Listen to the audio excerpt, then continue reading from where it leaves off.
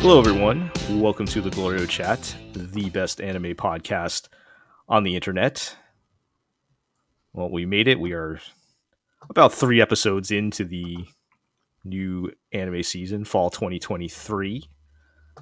Personally, I'm finding I ended up watching more than one episode of a lot of shows this season.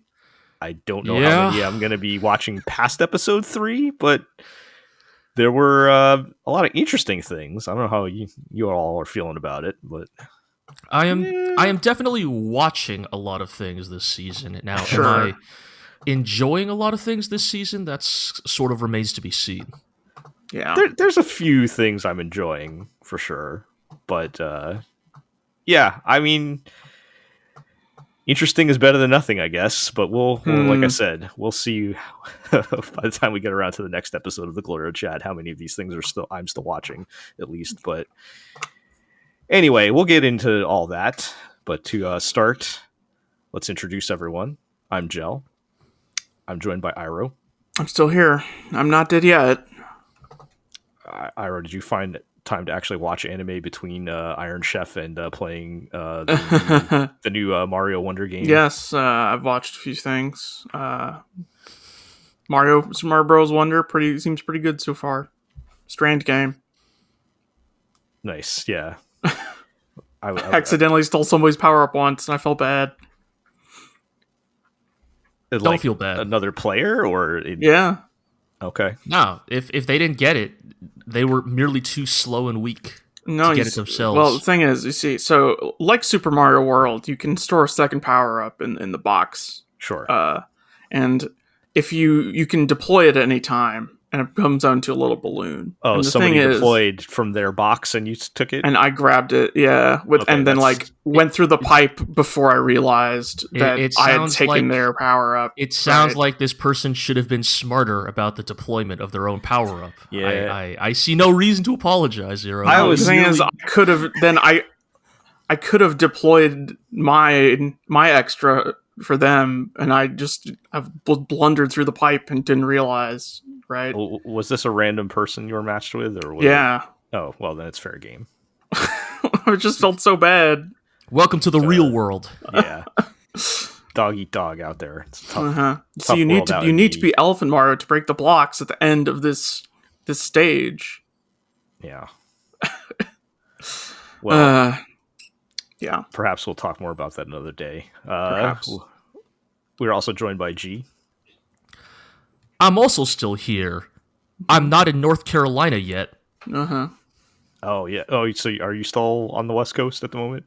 For now, yes. But I guess actually by the time you're listening to this, I will no longer be in California. I mean, what by the time it goes to the next podcast, won't you be back in California? I will indeed. So really, yeah.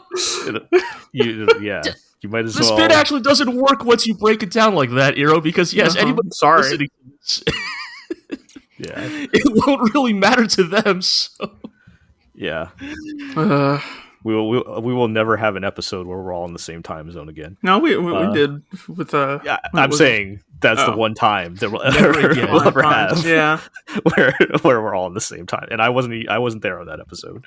It's true. But yeah. All right, and we are also joined by Peter.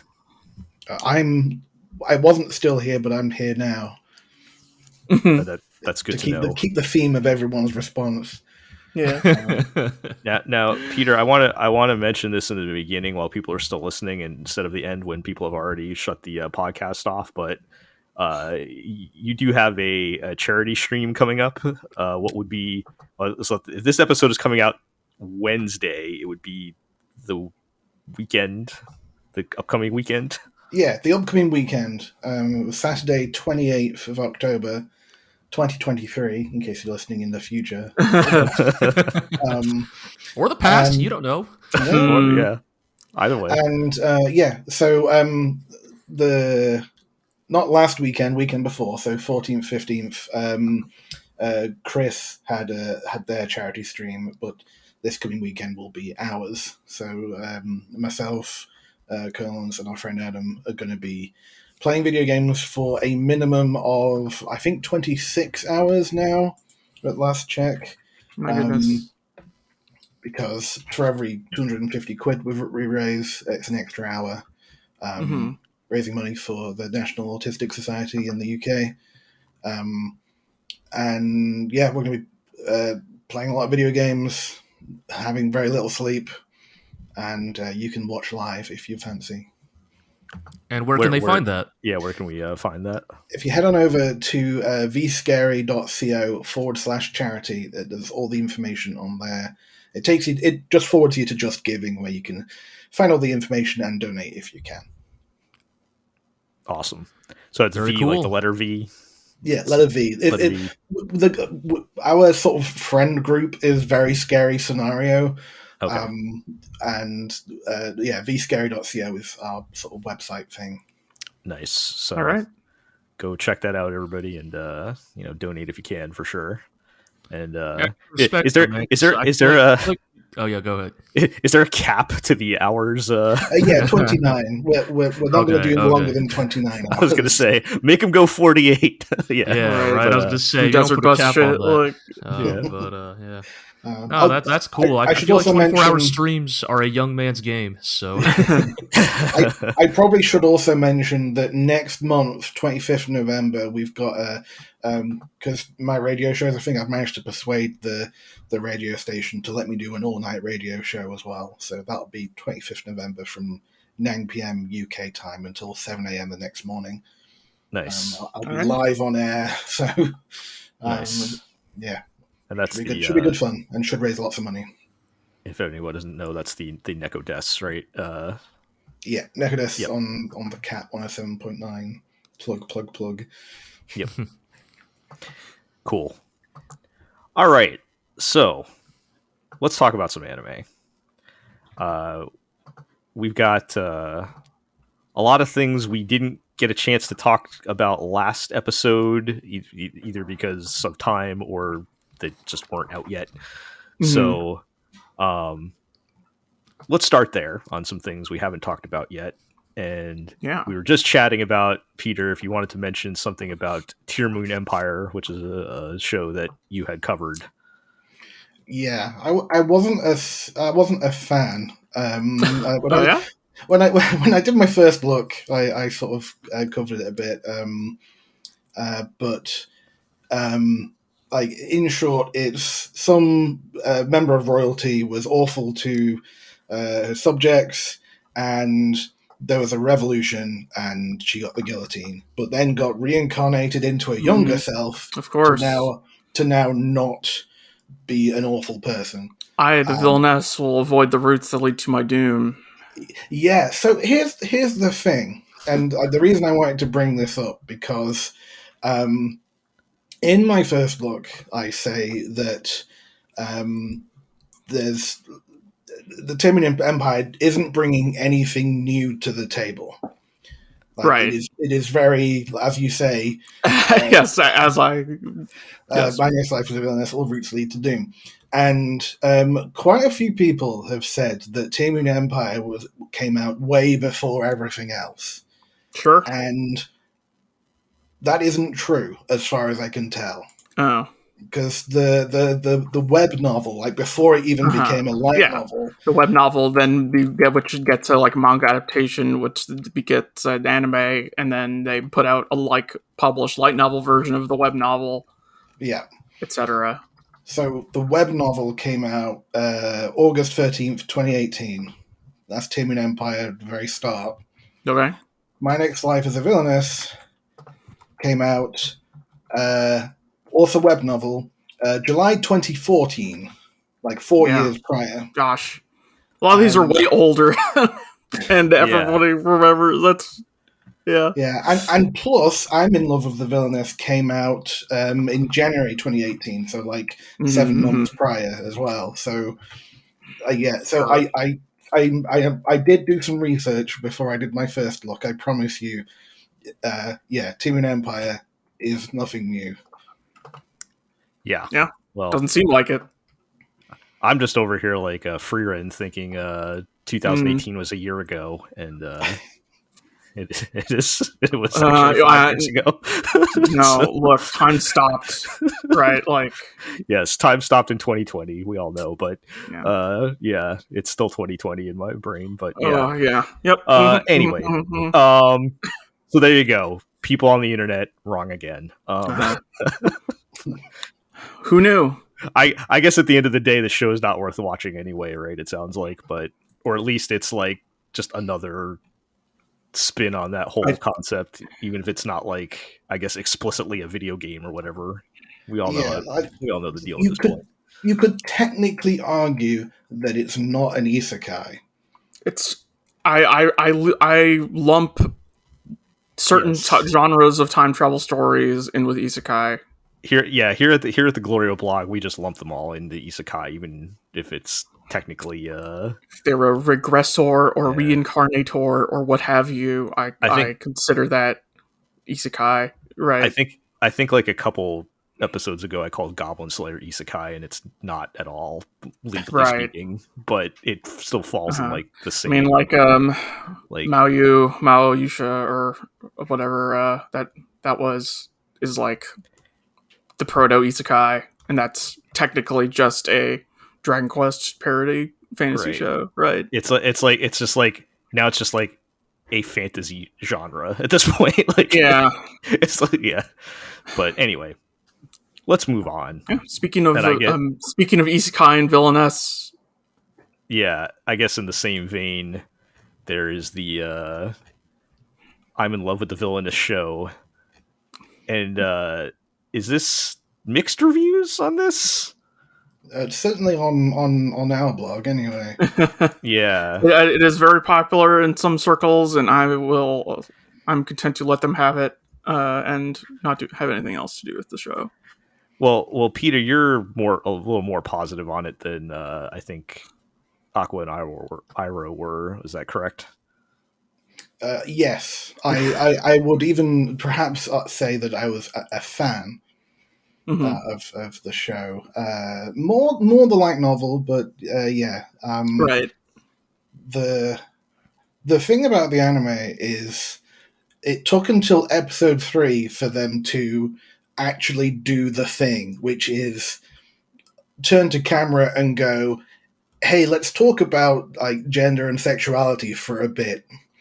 And the inner struggles of our protagonist, rather than her just being ridiculous and everyone going, can we not do that? Because first 2 episodes are a lot, and without much context, the protagonist is kind of awful. And is she like the? Have we talked about some podcast I didn't watch it, but is she like the comically horny lesbian type one thing? Okay, yeah, with a like added garnish of "Please step on me more," Villainess. Got it. And they're laying it on thick in the first couple episodes, but then they, I guess, right the ship at some point. Is that what I'm hearing? Sort of like the thing about the main character Ray is being ridiculous as almost like a self-defense mechanism, and like has a lot of internalized homophobia against herself, and so she's being ridiculous to sort of I'm struggling to come up with this on it's like how I get you. At some point in like society has a certain view of marginalized identities, and the people of those identities will take upon those traits to better fit in with society at large, even though they do not necessarily feel that way, feel those ways. Yeah. Right. And there's a lot more of a mechanism, right? Yeah. There's a lot more of a thing about how, despite Ray being like in love with the Villainess, she's pushing for the Villainess's straight relationship with some prince or something, whatever his name was, and because she wants the Villainess to be happy, she wants Claire to be happy. and she doesn't believe that she'll be happy with her. And so she's pushing this straight relationship for the Villainess and the Prince, whereas she's just being ridiculous because she knows her feelings won't be returned. And so it's like... but yeah, I feel like the thing that... like, in the famous line is... when they have a conversation, when the friend group has the conversation, has a conversation at lunch, when one of them turns to Ray and says, "Are you what they call gay?" in quotes? In quotes, right? Yeah, I saw that. Yeah, and this happens pretty early on in the novel, but the fact that it took them so long in the anime to get to this, it was like a bit weird. And even like at the end of episode 2. When there is sort of like a hint of like a more melancholic thing, it is very sort of like a brief drop at the end of the episode when there's a big old monologue in the light novel, which then gets sort of merged into that conversation episode 3, and it's a bit weird, the order, but yeah, I don't know. Well, I mean, it sounds like it could be interesting if they actually like address the topic directly at some point, which it sounds like they do in some capacity. Yeah, episode 3 is definitely a turnaround, I think. Yeah, it's just it's always tough to sell shows that take several episodes to get going, right? Mm-hmm. that's always a bit tricky, but yeah. Go ahead. Mm-hmm. I was just like, I guess like my sort of open question on this is, because the setting of this show is within like a somewhat stereotypical like medieval magic fantasy school setting, like, then how much does the show get into like societal and gender roles of this fictional game setting within the fiction of the work itself, I guess? I can give you some spoilers from later in the novel if you want. I mean, yeah, sure. By all means, I'm not going to watch any more of this show. I'm just curious. I guess I will say that one character who I kind of forgot about from the novel, but like this character is voiced by Hikasu Yoko. Okay. Yep. Anafugo. Yes. And that character is a prince in this royal family, but then is actually a woman pretending to be a man in order to gain eligibility for the throne. And that's something that the main character who's played this video game back to front didn't know, and it's sort of like his other stuff that's happening that she doesn't know from the game. Right, because the whole thing in episode 1 was she's like, I've read every source book, I've written my fanfics about the Villainess, I know everything there is to know about this world. Right. And then it turns out she doesn't, is the twist. Yeah. She hadn't played the sequel yet, I guess.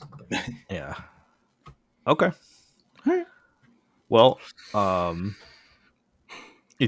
how do you think it's holding up compared to like the novels then? Like, is this I guess other than the slow start, is it what you're expecting at this point? My initial concern was that they weren't even going to like have the conversation and or even hint at the big monologue that was famously cut by Seven Seas and then brought back in again. And the fact that they're addressing that makes me more gives me more hope for the rest of the series, because like I think with most shows they sort of front load it with like, here is the pay attention to this, here's something ridiculous happening, we'll get to the plot later, and I guess it's difficult to tell right now because first 2 episodes kind of ridiculous, really over the top. kind of not in keeping with a lot of the novel, but still, like, she's still up to her antics, I guess. But I don't know. I am cautiously optimistic for the way things are going. Okay. Well, All right. that's better that's than good. some shows. Yes, better than some shows that we're going to talk about. I guess. Yeah. So yeah. Okay.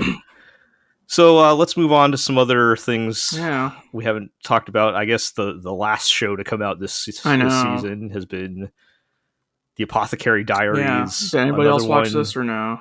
No, I think it's all you, Iro. But You know what I love? You know what my favorite thing is about this season? All of these 3-4 it's so episode debuts. It's so dumb. I don't know why. Why didn't it just start during 3 weeks ago? Yeah. The thing is, this show doesn't even need it for to set up its thematic. Yeah, so no, I actually also managed to fit the first episode. Okay, yeah. It's like so the first episode has all the setup it needs. Yeah, it's fine. The first episode has totally fine. Here's the thing. Okay. So here is the thing, right?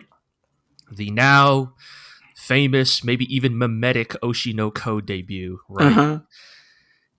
There is some roundabout sense to it when you think about what that debut covers, right? Yeah, it is exactly. the quote-unquote prologue of the story. And so, in many ways, it makes a lot of sense because I think if that show had aired in the standard 22-minute format, you would be like, oh, wow, this is the worst premise I've ever seen in my life. Right. You might drop it after 2-3 episodes. Right. But, so there's some sense to that.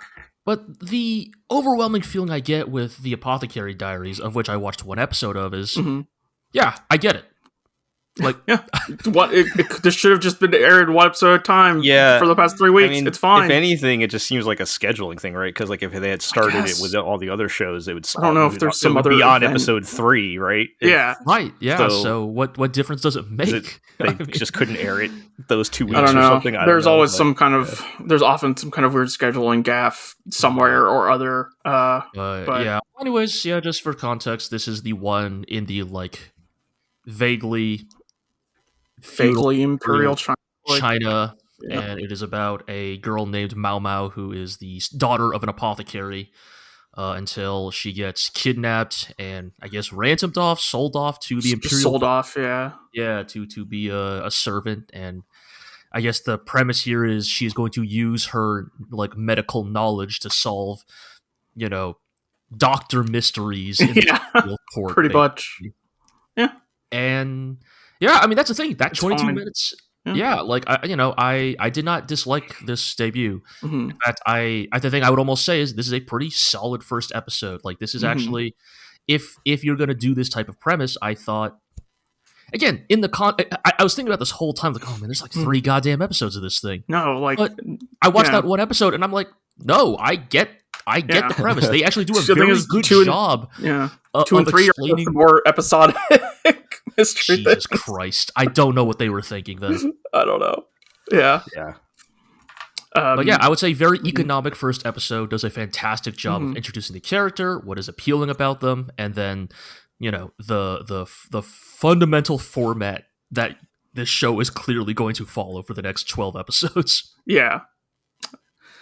Yeah, I think the protagonist probably does a lot of heavy lifting for this show. Right. I think that is definitely true.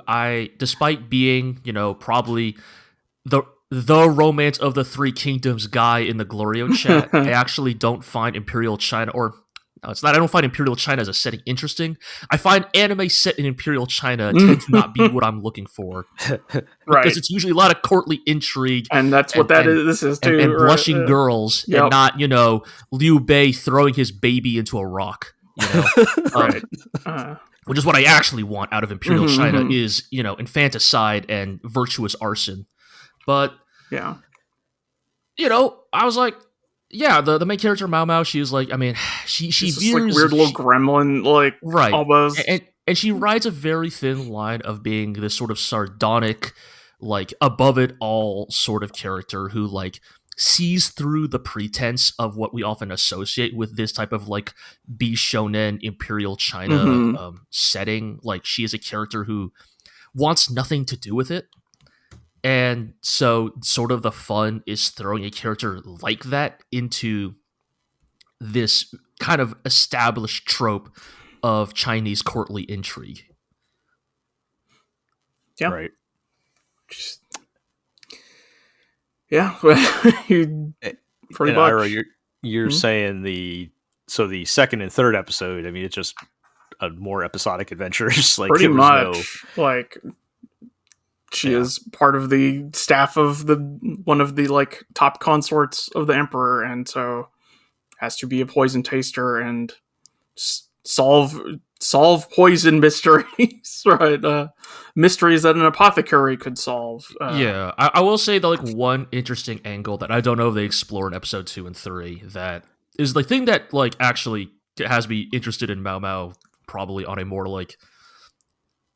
I mean, I think her personality is doing a lot of the heavy lifting, but then there's one aspect of her character that is the secret sauce. Where is that going? Mm. And it is established in episode 1 that Mao Mao regularly experiments with poisons on herself. Right. Okay. They establish early on in episode 1, even before she gets kidnapped, that one of her hobbies is literally just mixing different types of poisons and then dripping them onto her arm to see what would happen. Yeah. And I feel like this will be again in Spy Family, but go on. I don't know where they're going with that, but if they're going in the direction of, this makes Mao Mao like inhumanly like resistant to poisons or toxins. Yeah. Right.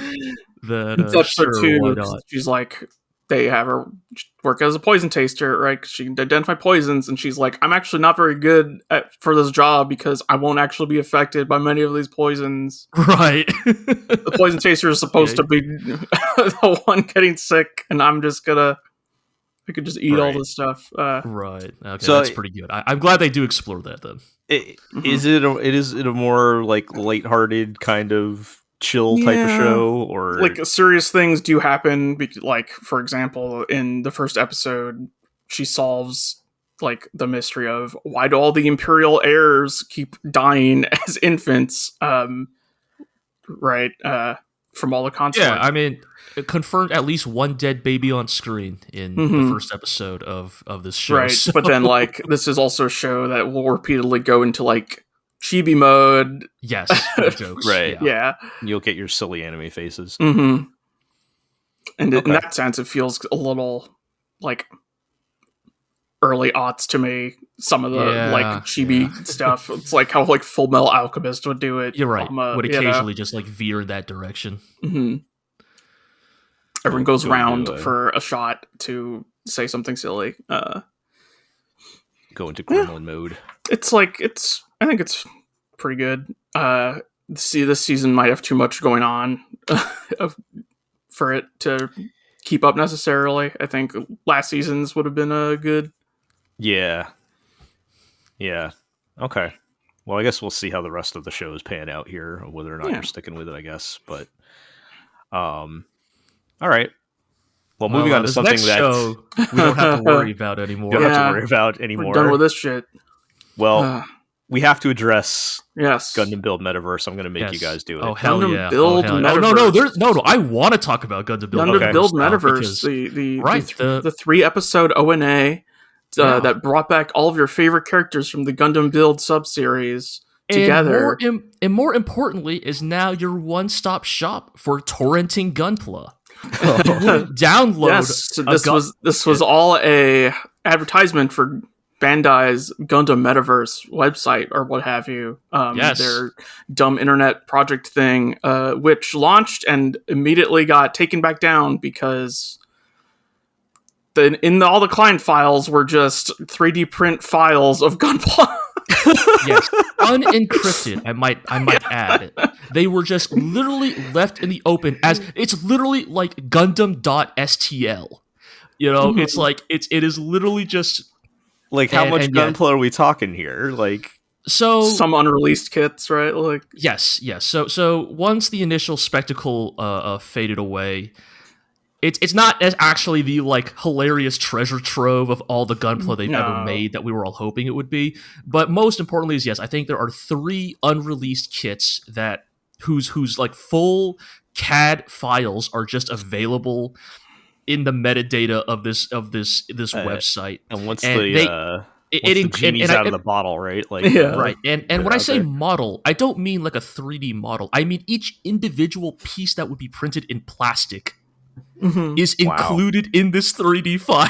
So fucking funny. So are they like on runners and stuff, or just no? So they're not on the runners. Pieces. Right, yeah. Okay, but you could 3D print the pieces. And you could build your own master grade Strike Gundam or whatever. Strike Freedom or something. It is so fucking goofy, and it is the most indicative of just the like hilarious like boomer ass things Japanese businesses will do, chasing the latest trends, only for it to like backfire hilariously on them.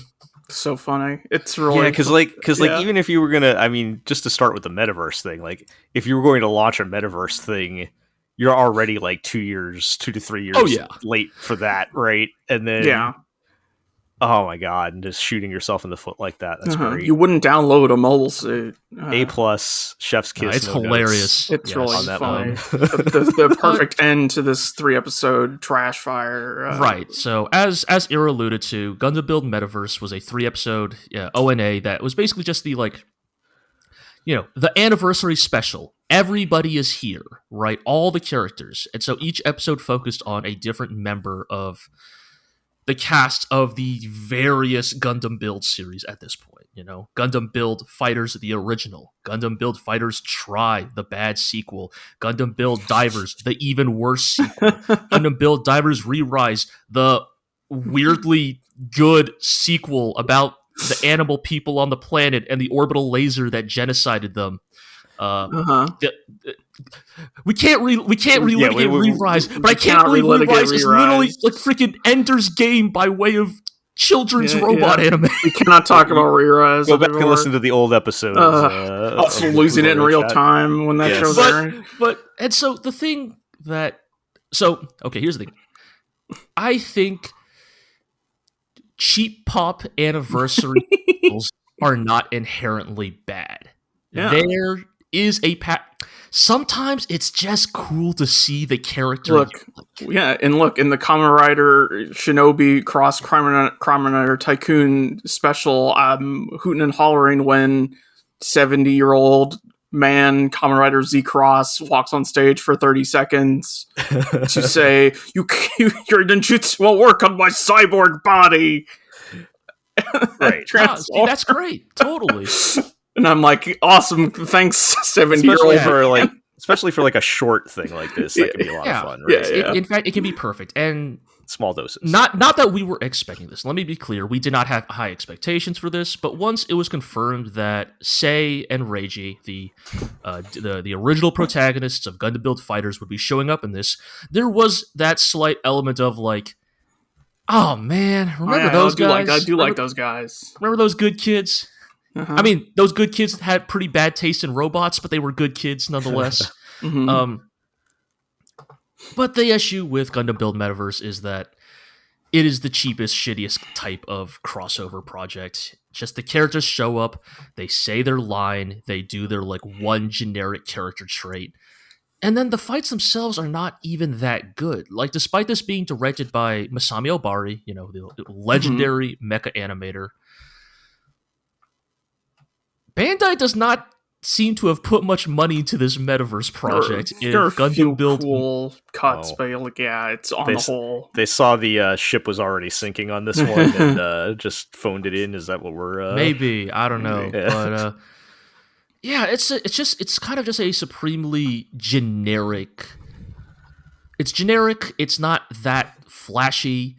And the characters that do show up don't even do the things you actually want from them. And so it doesn't really fulfill any of the things you would really want from a crossover project like this. Really is just a commercial, huh? Yep. In many ways, Gundam Build Metaverse is what we feared the original Gundam Build Fighters would be. It's why most of us wrote off the original Gundam Build Fighters all the way back in the heady days of 2014. That was only like 2 years ago, right? Not that long ago. It's like, of course. I mean, I was I was in high school, right? No, normal. Oh, that's not. Oh, I was in college. All right. Not that long ago. Dude, yeah. But Draw a line on that one, yeah. Well, my question: Did they ever put the Metaverse site back up? I think it's still down due to security concerns. That how might not they be I'm a thing not you sure, could just actually, fix, right? I mean, the cat's out of the bag. Those Yeah. you can't really put away those 3D files. Yeah. Only good thing about Metaverse is the last episode had a weirdly large amount of Reconquista in G representation of robots getting blown up in the background. Yes, but I think G-Reco's just happy to be there. Yes, a lot of G-Reco suits. Yeah, a lot of G-Reco suits that had never got kits. Yeah, no, that is the true dark implication of the Gundam Build the Gundam Build Metaverse series is that it might be a bad show, but it does live in an idyllic universe where Bandai actually made kits for all the robots we wanted. Yeah. Well, I'd get an HG Hecate. Look, we would all get an HG Hecate. Yeah. It's just we don't live in that good universe. We live in the bad universe where we're going to build Metaverse. Yeah, basically. Yeah. All right. Well, at least they didn't try to sell you NFTs, I guess. Not yet. I don't know. I'm really grasping at straws on that. And that'll be the last Gundam of 2023. I think. Yeah, I mean, you're right. Yes, technically the last Gundam. Well, I think the Seed movie's January. Okay, I'm not gonna watch the Seed movie. Well, neither am I. But yeah, I'm sure some people will be into that. We're stuck, Eero. I mean, this is the actual terrifying existential realization that Eero and I came to upon finishing Gundam Build Metaverse, is that the greatest sin Gundam Build fighters ever committed was being too good. They set the bar too high, huh? They set the bar too high and incepted into us for the rest of our lives the knowledge that this stupid spin-off could be good. And that Eero and I will probably watch every entry in the Gundam Build spin-off series until we die. Because, when we're watching, Gundam Build rise in 40 years from now, Eero and I will go, don't do this to me. Yeah, but man, remember how good Gundam Build Fighters was? 40 years from now, when you guys have your Mazinger canes, if anybody remembers those. God, the Mazinger cane, Jesus. Truly. And you're watching that, yes. But you're like, but the first one was good. There's hope. Yeah, there's always hope. Well, I guess I would have the Tetsujin cane. Okay, well, by then it'll be maybe the Getter cane. By then it would be something from who knows? G-Witch or something. I don't know. Yeah, by then the Gundam Aerial cane anime. All right, we cannot talk about this anymore. Yes, let's move on. I guess to wrap that up, I mean, your expectations were not very high to begin with, right? So no. But they did not disappoint in that regard, I guess. We got a fun story out of it. All right. One more thing we did not get a chance to talk about last time was Spy Family. I figured everybody knows what Spy Family is. We could wait a week to talk about that, or wait 2 weeks. So it's back. It is back. Full disclosure, I did not have time to watch more than the first episode of season 2, but they finally did it. They finally shot her in the ass. Yes, we got this. Right, this was a plot thread that they skipped in season 1, which happened a lot earlier. Okay, so chronologically in the manga, this should have happened sooner, but yes, this is why I had my unhinged rant about Spy Family season 1 months ago about how they didn't shoot Yor in the butt. Yeah, we got our Yor butt shot.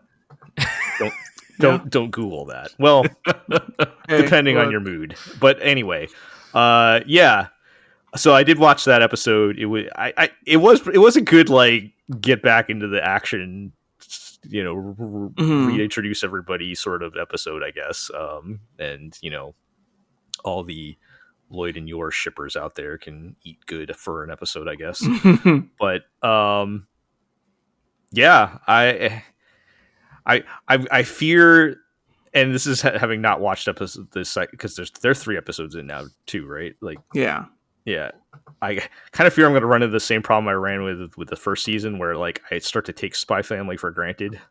And I'm like, oh yeah, I can watch it whenever. It's Spy Family. I know what it is. And then when I watch, I'm like, oh right, the show is actually really good. Like, it is the type of show that is. It's almost. It's not boring. Definitely not that. But it is so predictably solid. Yes. I think it is very easy to forget the like actual like consistent level at which Spy Family is operating on. And it's, I guess, something about the consistency with me. It's like I feel like I can just put it off, and it's always going to be there for me. And right. I mean, in many ways, I mean, maybe Iro could also speak to this. The last few episodes, kind of, for better or worse, sort of illustrate that the highs and lows of Spy Family are almost kind of. It is fairly flattened out, right? You know, the bad episodes are not terrible, but they're not particularly memorable or bad, quote unquote, as in the like, less good stories. And you're kind of just waiting for like the occasional spikes that come up during like particularly good jokes that I mean, this sort of thing with like this type of like serial gag comedy, a slice of life show, right? It sort of just trucks along for a while, and then you have like a real banger. Yeah, and then it goes back to just trucking along, and that's how you end up with like 500 episodes of Gintama or whatever. Sure, yeah, exactly. I have not watched 500 episodes. Nor I, but I have watched the one clip of Gintama that is like them making fun of like shonen tropes or whatever, right? Or the screenshot that's like Goku. The prison break doesn't make sense as a title once they escape from prison. So you realize that life is a prison. Their episode titles. Yeah. The little bit of Gintama I watched, I know if had I been there from the beginning, I probably would have loved it. But it's Yoichi Fujita, isn't it? The beginning, the first like season or two. Yeah. Some of it is anyway. Yeah. Anyways, so that's I think to sort of say about Spy Family is that. Maybe there just isn't that much to say. It's solid. It continues like if you liked Spy Family season 1, you'll like season 2. Yeah. The jokes are still good. I think my favorite joke in the one episode was when one of the guys from the Eagle organization that you're eliminated is the waiter at the restaurant. And he's like, it's literally like 24 hours later, right? Or not even. It's like 18 hours later or something. And he's like, already like, I thought. And he's already like, I got out of the business and decided to get a real job and clean up my life. And it's been like it's been like 3/4 of a day. It's literally that waiter's first day at that job. Yes. So like the jokes are still great. Yeah. It's still very cute, and it's just. It does what it does very well, but yeah. On the flip side, it's like also like I feel like we've kind of hit the ceiling with it already too. So like, is it not really like there will be? I think if they follow specific storylines, I think there's going to be some really great highlight moments in this season, but I think you're going to have to get through just kind of what Spy Family is most of the time to get there, which I think is good enough for most of us. Again, Spy Family is the type of show, it's the type of manga that I look forward to it every time there's a new chapter, a new episode. I chuckle at the jokes and then I move on with my life. I also think that like the episodes 2 and 3 kind of make maybe a deliberate choice to focus on characters outside the Forger family that I think could work for some people, but I think may also... That's a dice roll. Yeah, like episode 2 focuses very heavily on Damien, the little boy, and episode 3 focuses on Yuri, Yor's brother, and... Ugh, those are the I think and so it's sort of the thing of... And the thing that's very specific about these 2 episodes is that those two characters are not part of an ensemble cast. They are not interacting with the Forger family. They are carrying the plot of that episode on their own shoulders. And the thing you sort of realize is, certain characters in this show just kind of can't do that, right? You get an Anya episode, you get a Lloyd episode. You know that, okay, this is going to be a pretty good. You need that center of gravity. Yeah, but to prevent it from toppling. Yeah, but personally, to me, Damien and Yuri do not have that gravity. But it's like the two worst characters. But I guess that's maybe the intent of these episodes is to try to flesh them out. But if that works on you, I think your mileage may vary. Well, I'll have to get through them eventually.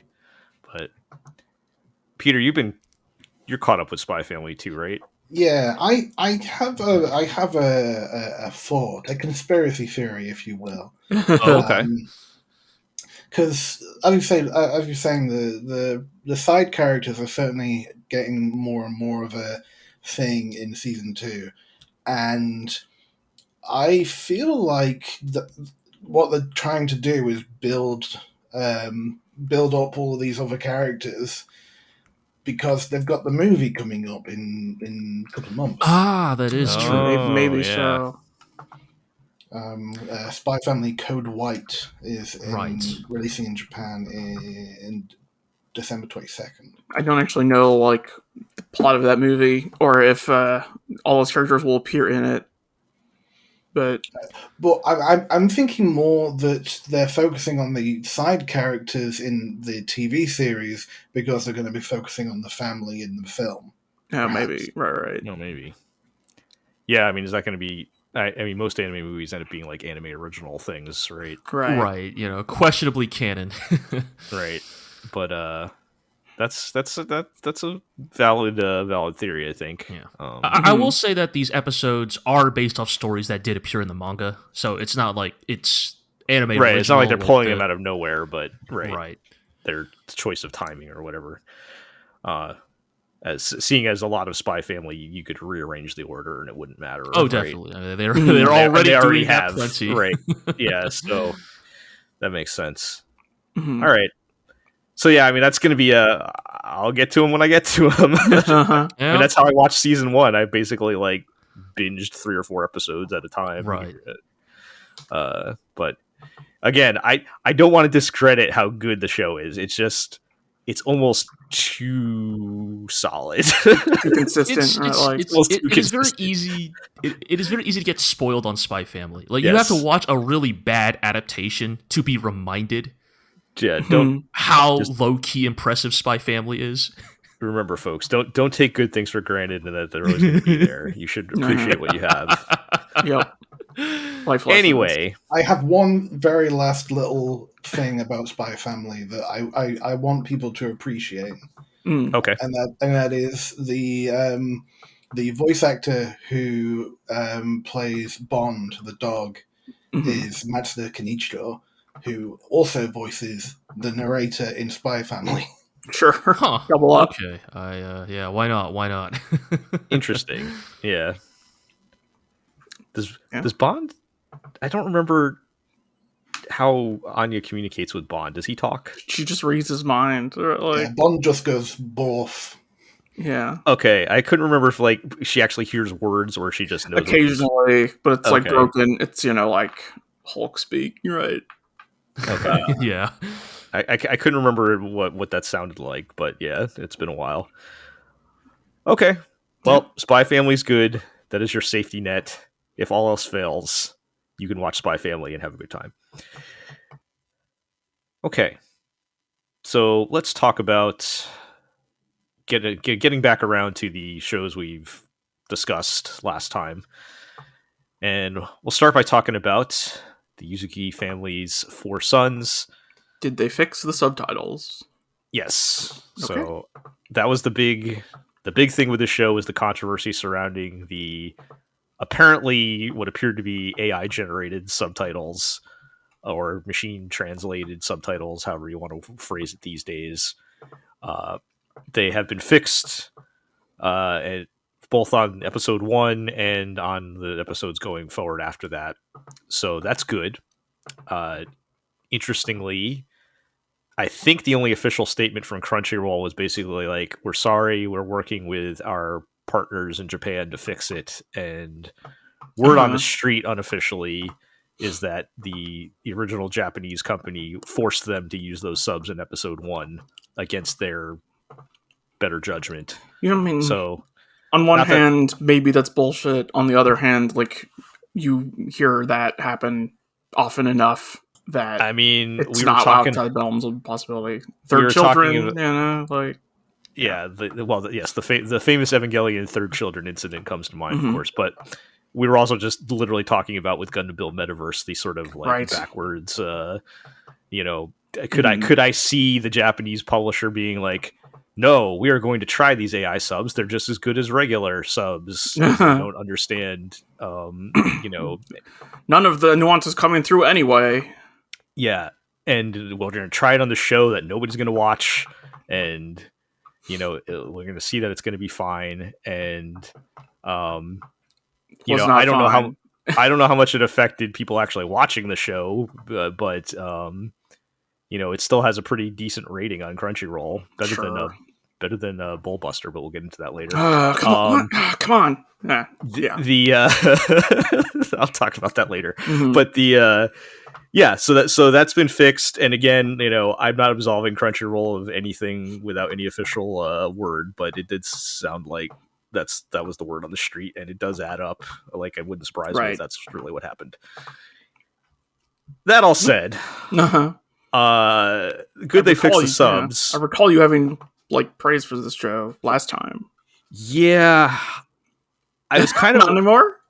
I was kind of hoping. So I was generally positive on the first episode. I thought it was a nice groundwork, even if it was a bit kind of predictable and not like terribly interesting. And so I was kind of like, let me give it another episode and see if they really blow me away, because there's potential there. Like we talked about, right? Me and Artemis were saying how we really liked that it was about like a family, like I called it the cousin of the dad anime. It's like because right. There's this it's a dynamic you don't see a lot of, with the kids being all very different ages, and right. It's like the other show I can think of that's like a big family of boys. It's like Osamatsu, where they are all identical and just have different dirtbag personalities. And this is a very different show than that. Yes, this is supposed to be more like the healing type, heartwarming kind of show, because it's it's the foundation of it is the tragedy of losing their parents, but the show itself is a lot more lighthearted. Right. The boys being a family that cares about each other kind of thing. Yeah. And I was just not feeling it in the second episode. Like it's so the second episode, they get into the most complicated of the relationships, which is the two middle brothers, because sure. Right. Makes sense. So whereas there's a big age gap between like the oldest brother and the youngest brother, the two middle brothers are only 11 months apart. So they're practically the same. They're practically the same age, but that 11 months, when the differences between being like 12 and 13 is pretty big. Yeah. So they are actually like in another grade, like the older one is in like the grade up. Right. And he's like, he looks considerably older.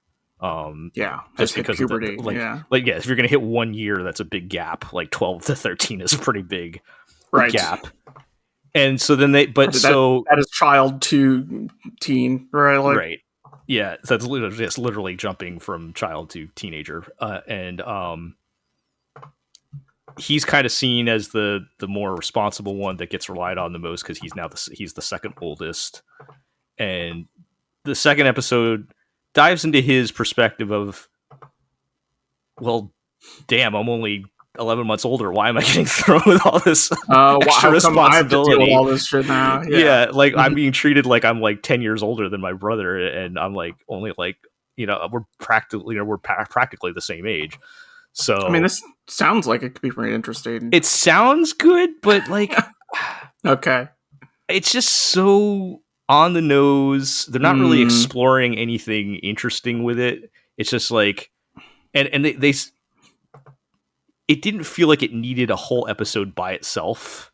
Gotcha. to get into this. So like they go like all the way back to like the day they were born, they were born up to like present day. And I'm like, yeah, we got the point, folks. We can kind of move on. I could have done a little more show don't tell on this one. Like, and even like you could even like see it like a little bit in the first episode without having to go through all this, right? And they spend an entire episode, and I don't know. Like, I'm not seeing any kind of, I don't know, creative spin on this or anything. It just like is what it is. It just is what it is without any like, and it's not novelty to the premise. And it's not bad. It's just like this is again a show that if this were last season, I'd definitely be watching it. And this season with all these other things to watch, like, it's not a priority. If I drop some more shows, maybe I'll like come back around to it. I didn't watch the third episode. I only watched the second episode. Okay. So I don't know what's going on there, but yeah, I mean it's a nice foundation, and it's just they're not really going anywhere with it. Didn't seem like, so I don't know, but I'm glad they fixed the subs, so at least it's a decent. At least you can understand it. And, great. Ringing an endorsement for the Yuzuki family's four sons. It's understandable. Yeah, and I mean, it is an interesting idea. I will say, like that whole concept kind of made me think of. I did relate somewhat because, like, growing up, I grew up with my sister, and I have a stepsister, and my stepsister is only like 3 months younger than me. Right. But because of our birthdays, I was in the grade ahead. So we weren't even in the same grade or anything. And I was always like treated as like the older, the much older person. I'm like, well, I'm only like 3 months older. But, and and that's a weird thing that can happen when you have step families, but it was just like, yeah, I get it. It's an interesting take I've never seen before, but once they start getting into the story and everything, it's just like they kind of beat it to death, and I'm like, yeah, I don't know. So we'll see. If I drop a bunch of other things, I might come back around to it, but for now, it's on pause. Gotcha. Okay. So, for example, I still have a lot of episodes of Frieren to catch up on. Oh boy. Yeah, because we're like 7 episodes in now or something. God, yes. It's 2 weeks. It's like 3 weeks into the season, and ruining my like internal clock about how far the season is in. So, and even now, I only had time to watch like one more episode. So, like, I'm still way behind on this. But yeah, I did enjoy the second episode probably more than the first episode, I will say. Although I don't know. I'm a little concerned, but I kind of don't want to get too much into it until I catch up. Peter, did you watch any of Frieren? Peter, you actually did catch up with all of it, right? Today. Oh my goodness! Podcast. Wow. Oh gosh, that's like 2 hours. I watched 5 episodes today. Oh my goodness! You watched a movie. How did you feel about? How are you feeling about it? It started getting good in episode 6, I think. Interesting. That's when Stark shows up, right? Yeah. When a character with personality shows up. Interesting. Okay. This is. I am okay. Iro and I being the manga readers, right? You have to admit, Iro, this is a fascinating. I understand. I understand where you're coming from. Like this show has a very stoic demeanor all the time, right? Like it is. Yeah, it is. I get like sort of dryly presented at times. I was already starting to feel that even by episode 2, where like your 2 characters that are eating up all your screen time kind of have the same personality, right? Personality, which is not. So if you have a character like Frieren, who's sort of like this detached, like emotionally detached, sort of soft-spoken, character, you got to have other characters to balance that out. And right. When your other balancing character is also like that, it's like. So I will say it's a mood. It's a mood. Right. And obviously I will say, like, with episode 2, that would have been the introduction of Hater, or the much older Hater and Fern, right? Like they where Hater convinces Frieren to stick around, basically. Right. So it's when it's up to Hater dies by the. Oh, okay, yeah. So he passes away, but yes, okay. So the thing I will say is that Fern's character. This is a great example of some of, I guess, what is the trope that is known as, early installment weirdness of Fern does sort of get introduced early on as kind of operating on a similar wavelength to Frieren, and I wouldn't say that ever disappears, but a sort of development that quickly gets off the ground, even by episodes 4 or 5, is Fern developing into someone who is stoic and sort of emotionally detached in the way that Frieren is, but the simple difference of her being a much younger person who also lives a much shorter lifespan, creates a certain sense of if not urgency, then intent in Fern's actions and thoughts that sort of contrast her directly with Frieren, who is whose lifestyle and lifespan. Right. Yeah. I mean, you already see that in episode 2 when, even as younger Fern is like, I can't spend a year of my life finding blue flowers. Like, we have to, we gotta wrap this one up. Here.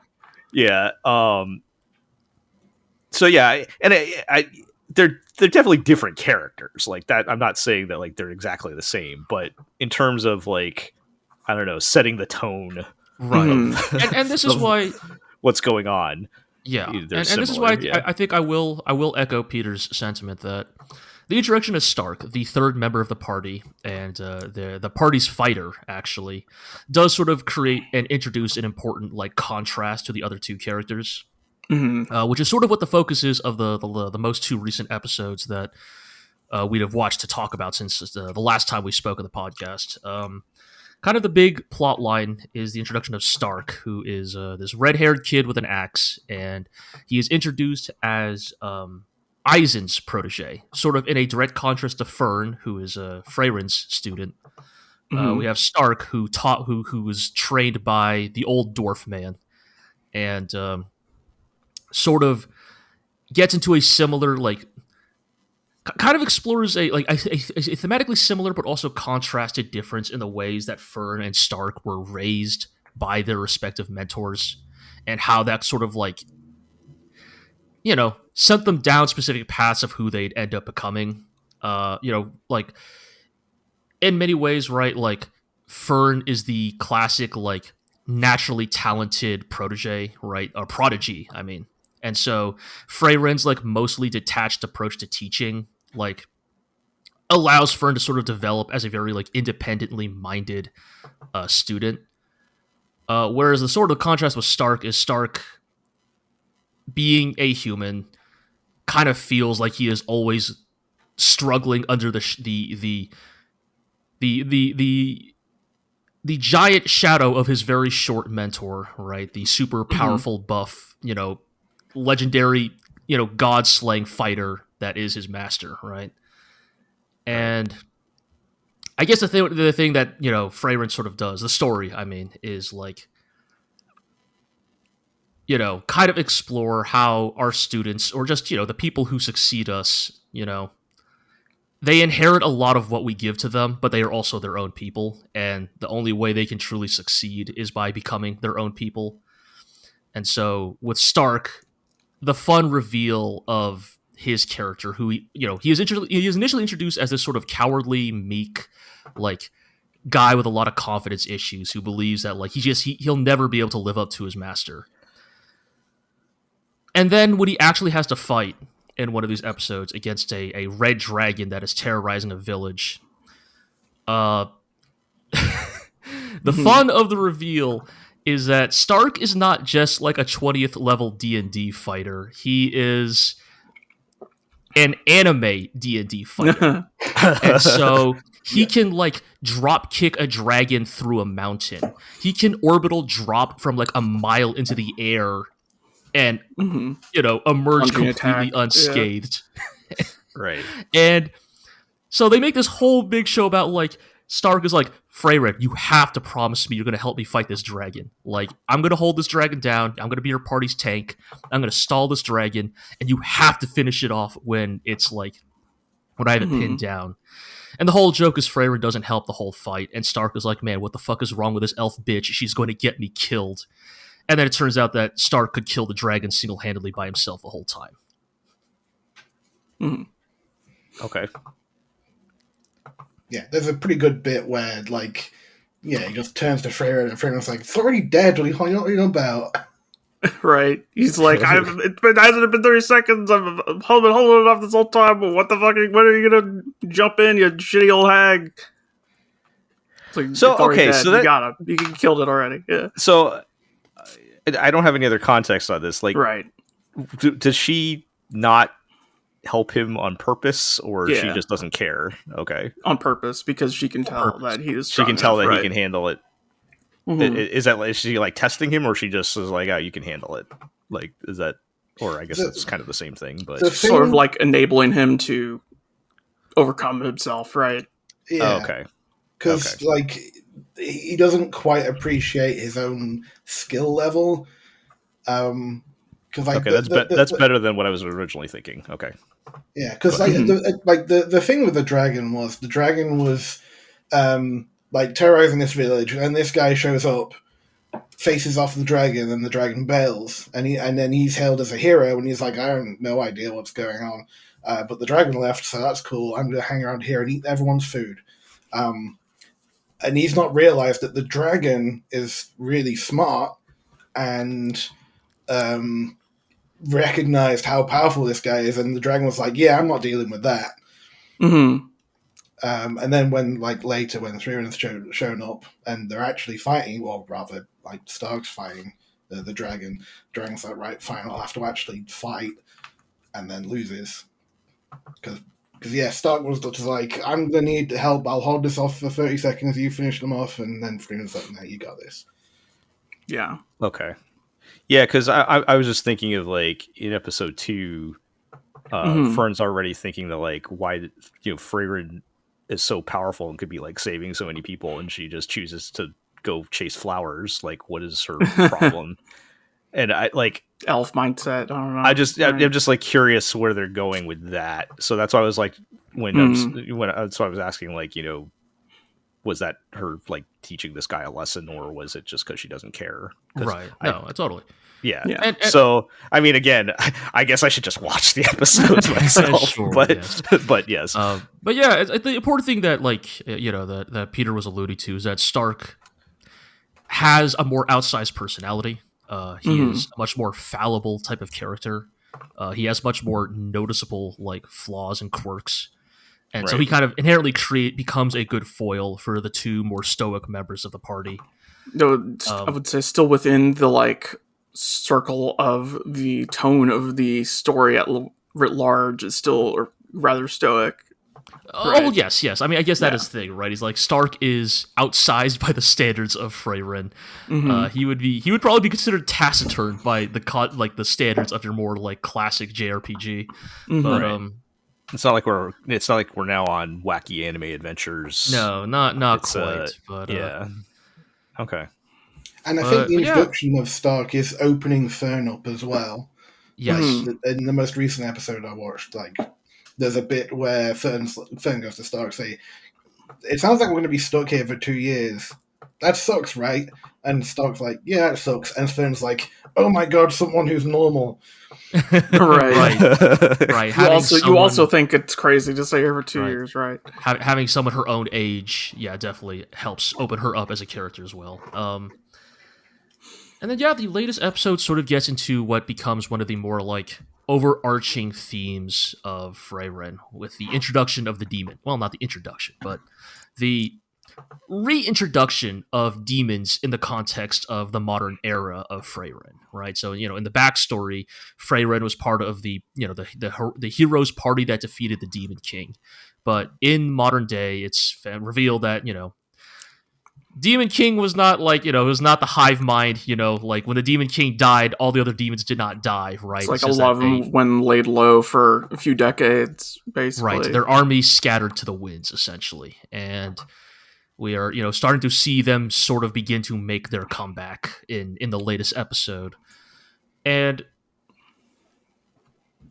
you brought this up as a really interesting, contrast about, well, maybe we'll start with, the core conceit that Frieren the story makes about demons. So demons, which are the, generally humanoid except for their devil horns, look and appear human, talk like humans.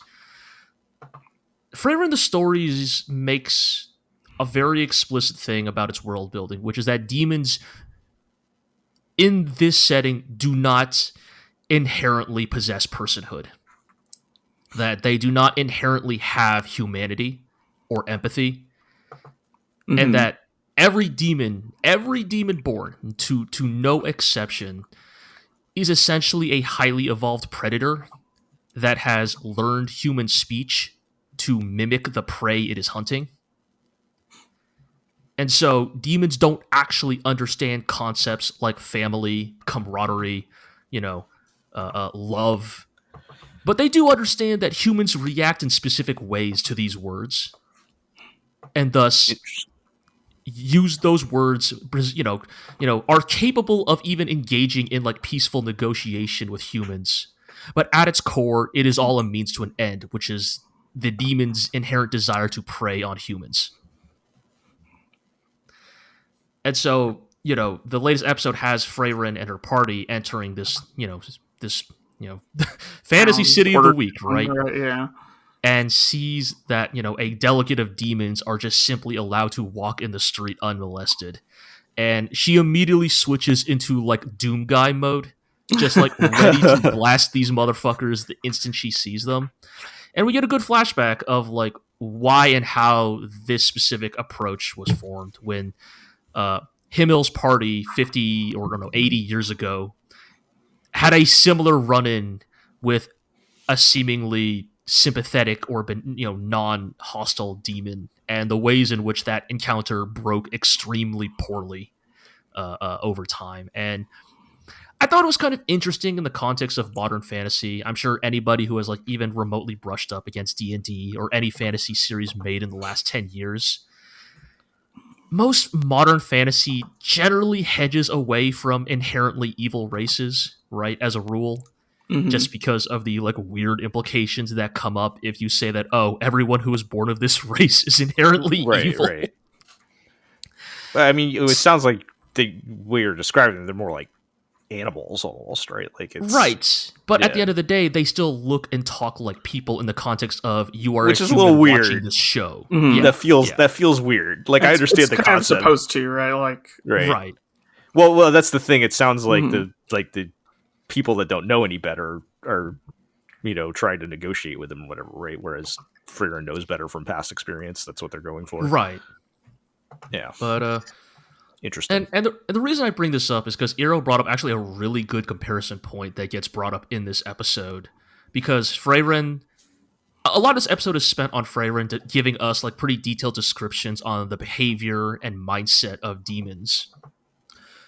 But she also spends a good amount of this episode talking about the behavior and mindset of elves. And Eero, if you want to break that down. Right. So I didn't really think about this when I was reading the manga at the time, but having it laid out in one episode made me go, now I have a better understanding of what they're doing here, which is that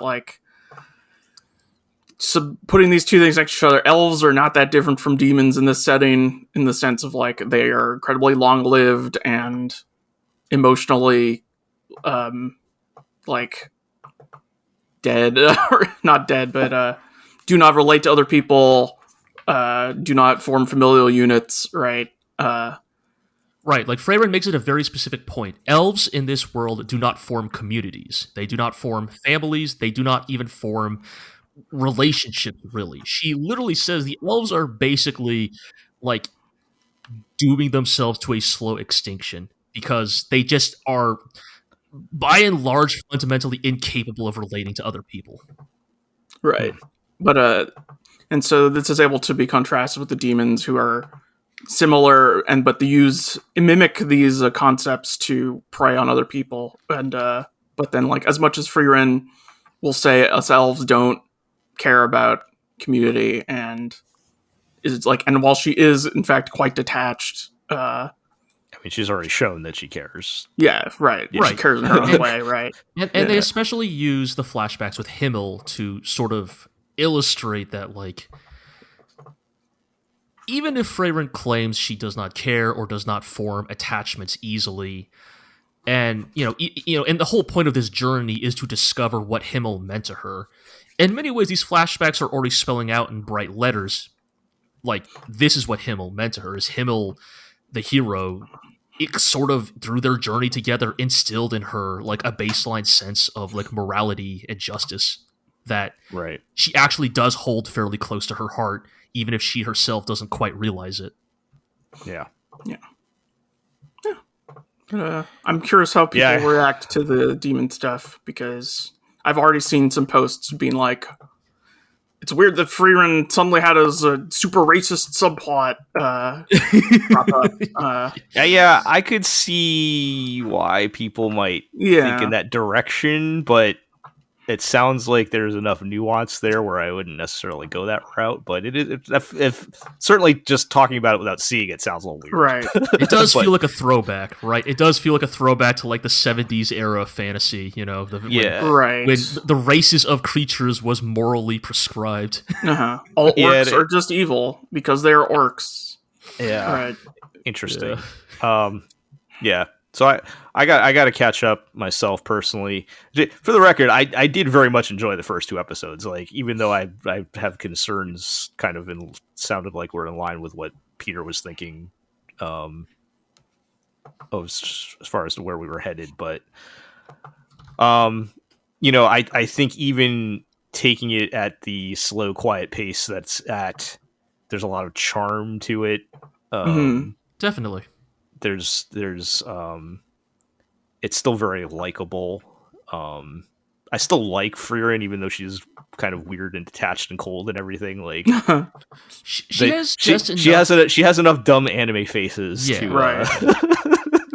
Because I mean, the core of like Frieren is like, for all of her stoicism and all of her supposed emotional detachment, she's also kind of a brat, right? Like, she, like, if you keep watching, you'll watch episodes where Fern is kind of basically Frieren's mom. Yeah. Fern literally saying, "I'm basically your mother." Yeah, and that type of character is a hard sell for me. So like to win me over with that type of character takes some work. So I'm looking forward to catching up with it eventually. But God, now I'm 5 episodes back or something. Like, it's too much. I might not make it by next episode. Maybe by the episode after that I'll be caught up. I don't know. We'll see. All right. Let's G, I think you're the only one still watching Overtake. Somehow. I'm still watching this. How's that been going?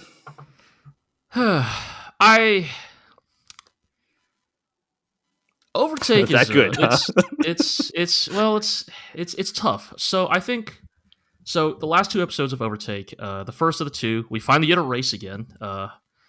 Koya, the photographer, has managed to get like some sponsorship deals going, thanks to like his connections, and so our plucky little motorsports team, they can finally afford a couple more tires, and which allows Haruka to get more time practicing, which means that he is, slowly getting better, and I will say, like, they do kind of get into the interesting element of like, motorsport is not one of those sports where like you can just ganbare your way to the top, right? Like, you can't train harder, because to train you need the car, and the car needs to be maintained, and the car needs to be able to drive. Yeah. It costs money to drive the car.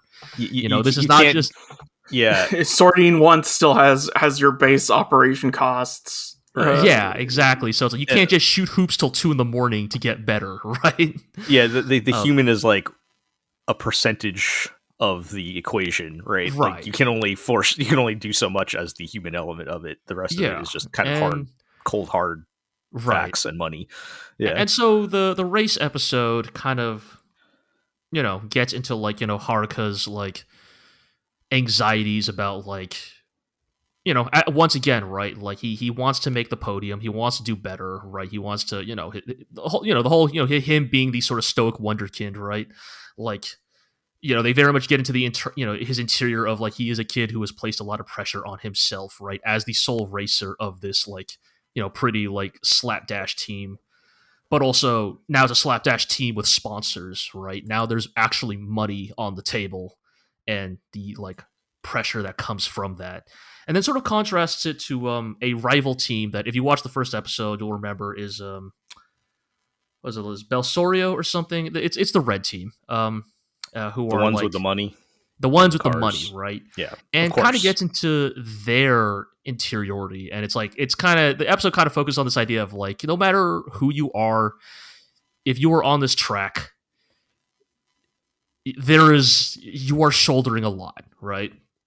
Of course, for a team like Belsorio, the pressure is we're always in first place, right? Like we always make the podium, right? This is not a team for losers, right? Like, if you can't put up the numbers, if you can't keep up, like we'll cut you from the team, right? And the sort of inherent tension between Belsorio's number 1 and 2 drivers. You had the blonde kid who is like the. Did you know that sports anime love the conflict of talent versus hard work? Here we go. And so the blonde Playboy kid is like the prodigy, right? He's a racing prodigy. Mm-hmm. He's very lackadaisical. He plays it loose, but it doesn't matter because he's a winner. He is a born winner. He is a genius on the track. Mm-hmm. And then you have his much more dour number 2 racer. Brain is melting, but yeah. Who is the hard worker, right? He pushes himself harder than anybody else, but he just cannot put up the same numbers as his number 1. And doesn't make any sense because it's cars, but yes. Yeah, like also like holds a lot of like resentment in his heart because I guess the story is that both of them were auditioning to be the number 1 driver for this team. Mm-hmm. And the number 2 had a run-in with Haruka on that day that like basically dashed his hopes of like winning that audition, right? So there's like multiple levels of resentment going on here. And whatever. It's typical sports stuff. So, like, the number 2, like, begs the team manager to let him lead the race this time because he's really studied the track. He knows it better than the number 1. The number 1 even admits, yeah, no, his car is probably better suited for this race than mine. And the manager really isn't having it, right? Because he, for better or worse, he sees the numbers, right? He says, objectively, you are an inferior driver to the number 1. Like, I don't know what you think, you're asking for here, right? But basically says, but, I tell you what, I'll give you a shot. We'll put you ahead and let's see what you can do. And hey, guess what? These guys are not the protagonists. So, number 2 fucking eats shit. Well, okay, he doesn't die, but he eats shit super hard to Haruka. And... Again, right? Again, yes, again, in a way. And it's, this guy's not particularly sympathetic, but as a fellow untalented hard worker, I cannot help but feel a great degree of sympathy for someone like this who clearly puts in the time. What was that badminton anime? Hanebado, similar vibe, goodness. Yes. Hard worker versus. I mean, like practically every sports anime tackles this at some point, but that's I feel like that's the GLORIO one that really got into. But so I guess like I'm not going to summarize the whole episode, but the long and short of it is just like it gets into this idea that like everybody here has a story. Everybody is carrying something on their shoulders. And I think my understanding is in many ways that is the great appeal of motorsports in real life as well, is like you follow these drivers, you follow their life stories, like you're not following a team, you are following a driver. And, the drama that comes up from, them being humans. Which again, I was pretty into it. And then the second of the two episodes sort of gets back into the off the track stuff and gets a lot into Koya's like backstory. The photographer, who is implied to have like a great degree of trauma, taking photos of people.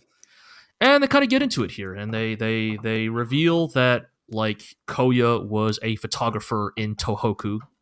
Okay. During the earthquake, we're bringing like real, actual real events into this. Yes, and the great degree of trauma he carries with him, being a photojournalist, and specifically, a lot of the photos he took were of people literally moments before their deaths. Right. Like. And you get that. There's that one famous photograph of like a starving child with like a vulture in frame from many decades ago. Oh God, yes. And the photographer like who took that photograph committed suicide. It's like because he was like, "What am I doing taking pictures of this instead of doing anything about it?"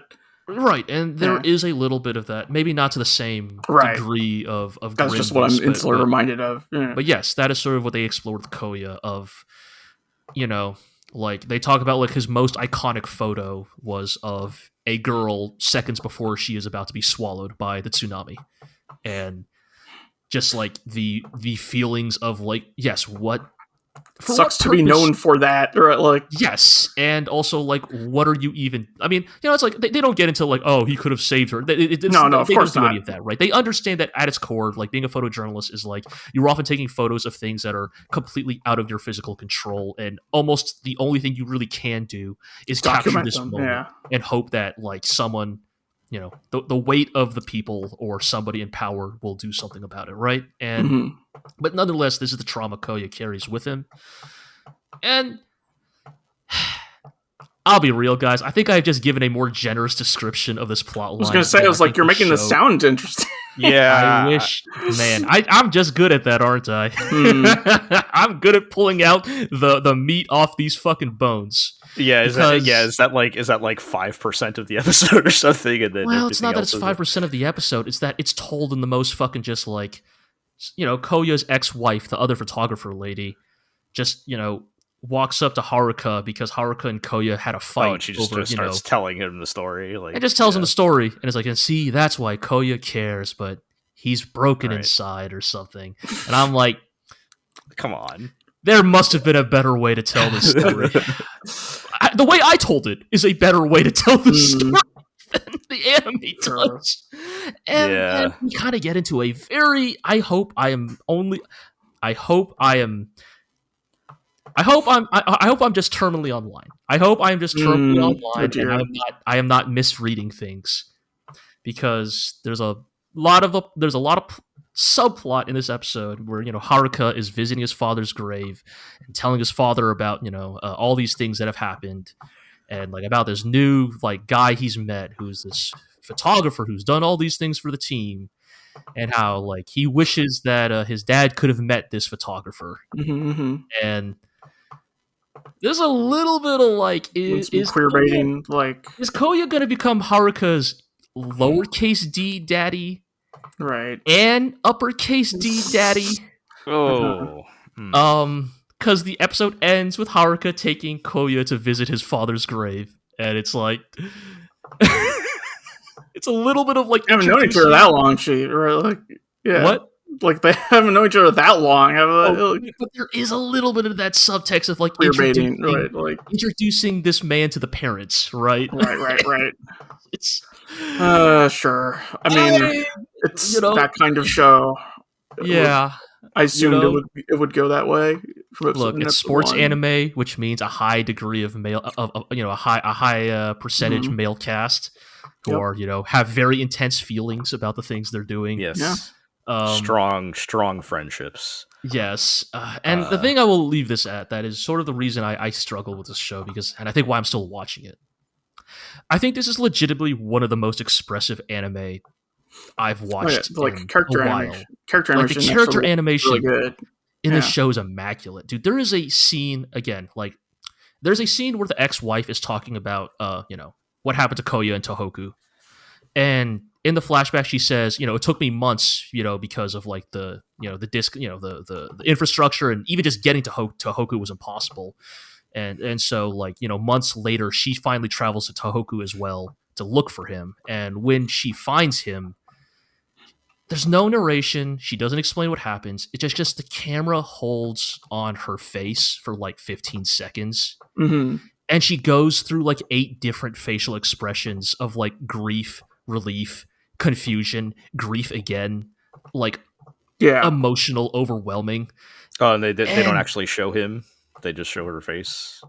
Well, they do show him. They show him, and then immediately cut back to her face, and it's like, it's really well done. It's immaculate. It's like this woman's facial expressions in this scene. Because that's type of like framing you would see more in a like live action setting rather than animation, right? Right, and the confidence of these animators, of this director, to like trust that you will be able to read the like half a dozen different emotional like reactions she is going through in the span of like 10 seconds is it's really well done. It's excellent. Yeah. It's just also this anime is kind of what it is. yeah. I mean, execution counts for a lot, but I don't know. It's not often not enough to carry a show for me, at least. But yeah. I don't know. It's I don't know, man. I might be stuck on this boat. I might just be like, shit. I gotta see this through one way or another. I mean, it's a 13 episode one, right? So it's not like I'll be here till next season. So yeah. All right. Well, we'll check back if you're still watching next time on that one. Mm-hmm. Let's move on and talk about Migi and Dali. Migi and Dali. Iro, is this anime Twin Peaks? No. Okay, we're not there yet. Okay. Cut that one off at the It is weird. It is weird. It's definitely weird. Twin Peaks inspired, like informed by Twin Peaks, right? Yes. And I've only watched 2 episodes. I don't intend to watch it anymore. You didn't watch the 3rd episode, okay? No, well, I got to wherever they express their true goal. Okay, that's I think at the end of episode 2. I believe so. Yeah, like after the post credits episode 2 or something. Yeah, I'm still enjoying it quite a bit. Right. I think the episode 3. It's a very episode 3 kind of hits the peak of mixing the very weird sort of creepiness with the absurd kind of just the absurdity of the scenario. Like I feel like because so like in the 2nd episode, that was the one where they have like the party, right? And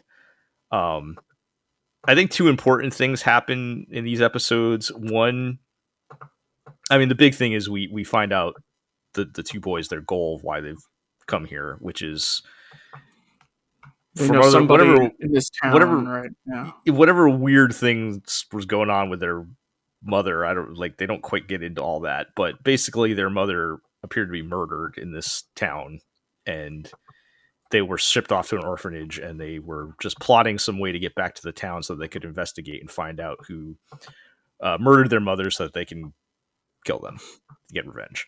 Yep. So their goal is to basically search like every home and of course this town. This party scene conveniently serves to introduce like 24 characters who potentially could have been involved with this, right? Yes. So in episode 2 they have the housewarming party where we meet a lot of it's a small town, so this is actually feasible, right? So yeah, they meet a lot of the people from around town, and they kind of investigate their own home with their adopted parents, and for the time being anyway, rule them out as the murderers.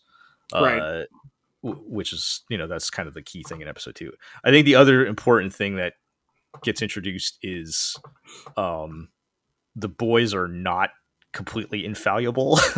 Right. They like their whole scheme in episode 2 and turns out to be like not necessary, and then they have to stop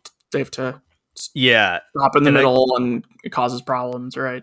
Yeah, and that carries on into episode 3, where they actually start to make distinction between the two of them. Right. I mean, one is right, one is left. Right. Yeah. So like, well, I mean, like even personality wise, like, yeah. So Migi is like the older one. You know how that goes with twins, right? I was born 5 minutes earlier or whatever, and I'm the big brother, and you know, he's the more. I mean, they're both very cool and stoic, right? But he's the more cool and stoic one, whereas Dali is more of a hothead. He just manages to keep it in front of people, but in his inner monologue, he's like super pissed off at everything. Yeah. So they start to make that distinction, and Dali always gets the like dirty work jobs, where Ms. Migi gets to be like the smooth talker most of the time, like the face of the two of them. Talker. And so in episode 3, they make friends with a couple of, well, they join the Boy Scouts to make friends with some boys so that they can go to their house under the pretense of, you know, we're friends now. Right. And they go to 2 different boys' houses, and it gets really weird because the boys are weird. Is it always, in this case where you say they join the Boy Scouts, is it still... they're still joining as one person. Yep. Got it. So they have to join the Boy Scouts and still pretend to be one person. So they're visiting 2 different houses simultaneously, and... Oh, no, they still go to each house together. But okay. Just for the sake of the episode, there's 2 different visits in the episode. So the first one is this kind of like nerdy kid that like every year he participates in the like, you know, the thing Red Bull does with the flying machines where everyone jumps off the like what? Yeah, have you ever seen that? It has some weird name, but like Red Bull sponsors this event every year. I don't know what this is. Everybody, I'm gonna have to look it up and put it in the show notes or something. But it's a fairly big deal. I trust me on this one, where they sponsor this event where everybody builds some kind of like flying Red Bull machine. Flug tag. Yes, there we go. Where they have to. People build like these weird flying contraption things, and they have to jump off. Oh, this thing, yeah. They have to jump off a big platform over some water and fly as far as they possibly can before they hit the water. Right. Sure to hit the tornadoes with your Deku Leaf to lift you back up into the air. Yeah. So this kid is like really into basically that. Like it's not explicitly that, but like he's like into fly. He wants to be human powered air crab machine. Like. Yeah, he wants to fly like a bird, and then you find out like later he doesn't just want to fly like a bird. He kind of wants to be a bird, and in the course of like it's like both supposed to be funny and also creepy. Where like Migi's trying to stall while Dali is investigating the house, and he's like, you know, tell me more about this bird thing. Yeah, you should tell me more about your deepest, darkest secrets, basically. And by the end of it, the kid's like dressed up as a bird, and like. It's it's pretty funny and also weird and creepy. It's great. Have you considered watching Twin Peaks? Yeah, and then that's what I was saying. Yeah. And then like not yet. I feel like there's similar spiritual energy here, but and then the other kid is just like this total like abusive asshole that starts like just like beating Dali up. Gosh. And but they're putting up with it so that the other brother can like investigate, because this one Dali's like, no, I'm gonna do the talking this time, and then it backfires on him, right, of course. and you know they have to maintain their composure for the purpose of the investigation, but they manage to like outwit him because they end up playing like rock paper scissors, and like the kid like tapes up his hand so like he can only do rock or something like that, and so he'll always win, and then when he wins he like smacks him in the head. It's like kind of disturbing on purpose. And so finally they like, man, I forget the details, but they find some way to like unrig the game where he wins, and then Migi beats the crap out of the kid. Just became Kakegurui. Yeah, just like smashes his head in, and they walk out. But like, it was, so that was fun too. But like, it's fun, and it's fun, but it's also like weird and disturbing and creepy. It's just a weird mix. It's a weird show, man. But I'm enjoying it. Like it's very unique, and I don't really have any other way to describe it other than like it's just this weird mix of like creepy and funny and sort of like black humorish. But yeah. So that's that. And we'll see. Like they're kind of hinting at like again going to like the boys kind of being they're not the perfect infallible like they do make mistakes. Their plans backfire, and they're showing so, like you can see like their sort of armor of like no, we're going to investigate this and we're going to kill the murderer. Like you can see kind of cracks in their like armor a bit where like they're kind of softening up to like the kindness that is being shown to them, right? I think you see a little bit of that in episode 2 with like their adopted parents and everything, but which I'm almost certain is going to lead to the like would they do find the killer but don't go through with it, right? Like they'll learn that the revenge is not worth it and all that. That's almost certainly where this is headed. But yeah, always with the we'll see. I can't say it for certain yet, but it feels like that's kind of where we're going. And I will remind everyone this is a completed manga, so like there is some kind of end to the story. Just look this up, I suppose, but yeah, I don't know. Yeah, so we need more shows that actually pause it. Actually, what if revenge is awesome? Well, sometimes they do that, and then you know you realize it after the fact, right? But yeah, and they don't really get into like there's something weird going on with their mom. Like they don't really like explain much. Like at one point they were like living in the woods or something. Like, and she has this like weird medallion thing that they're carrying around that they took off her body when she died, and there's something weird's going on. So where we actually end up, who knows? But I find it very interesting and just an interesting mix of genres going on that I'm finding entertaining. So, all right, let's talk about 16-bit sensation, another layer. I hate this show, but I can't stop watching it. Oh my god, are you with me on that? Like, yeah, dude, I can't. Like, this show makes me want to die, dude. It's every moment is nails on chalkboard, but then they hit you with like one, like, oh well, we're gonna use the copy machine to brighten the contrast on the drawing first before we scan it into the computer. I'm like, damn it! Because it's like, yeah, dude, when you got a 16-bit color palette to work with, you got to break this down. Oh man, it's. Yo, you like dithering? I do like dithering, actually. There's a hell of a lot of dithering going on, but literally everything else about the show is just nails on chalkboard. This show sucks, dude. Like the characters all suck ass so bad.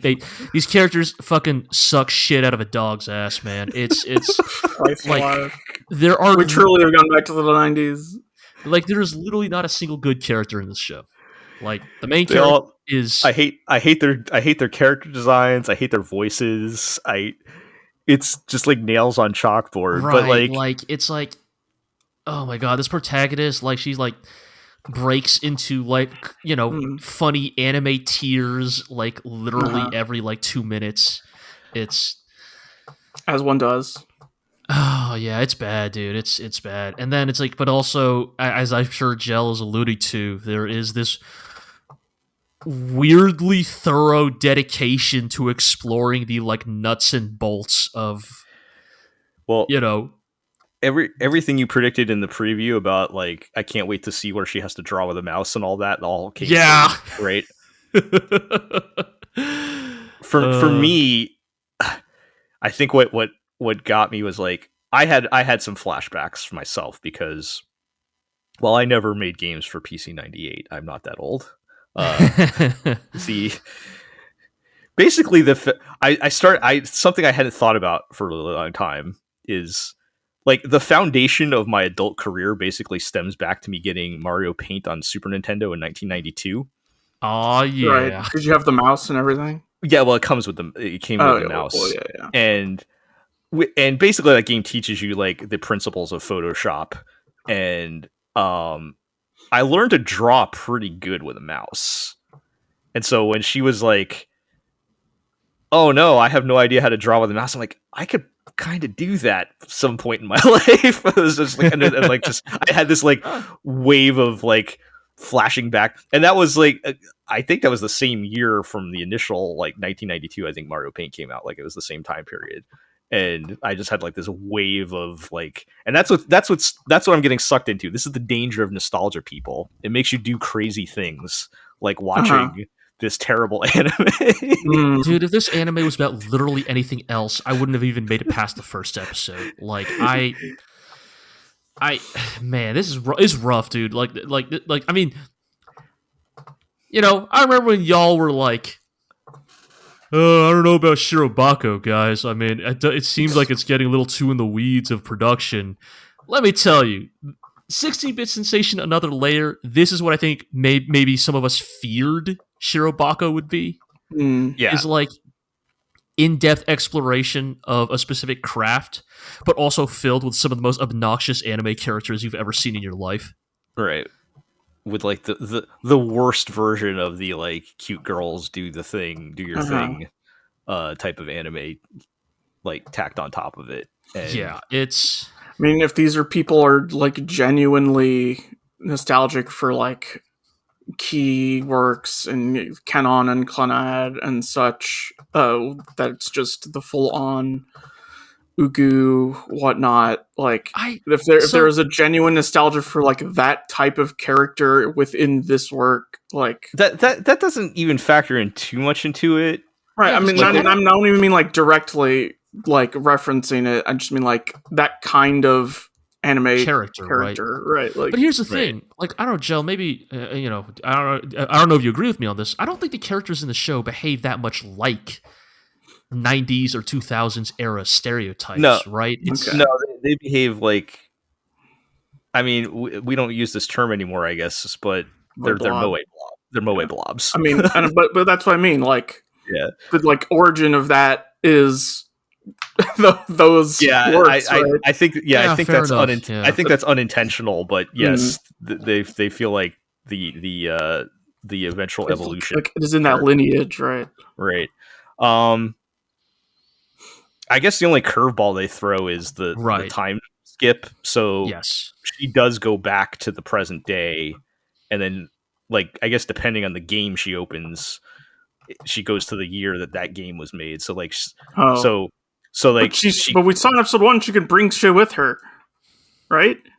Well, I don't think so. At least up to the episode 3, she had not figured this out yet until she was already back. Until she was already back in the past.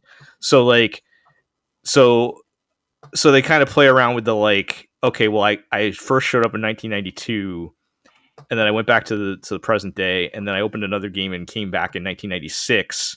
So for me, it was like an hour ago, but like for you guys, it was 4 years, kind of thing.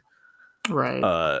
Which is one of the more interesting ways to handle time travel stuff, but that does not help us here at all. Functionally, it doesn't really make that big of a difference, other than now the main guy is legally the same age to be her romantic interest. Oh, great! But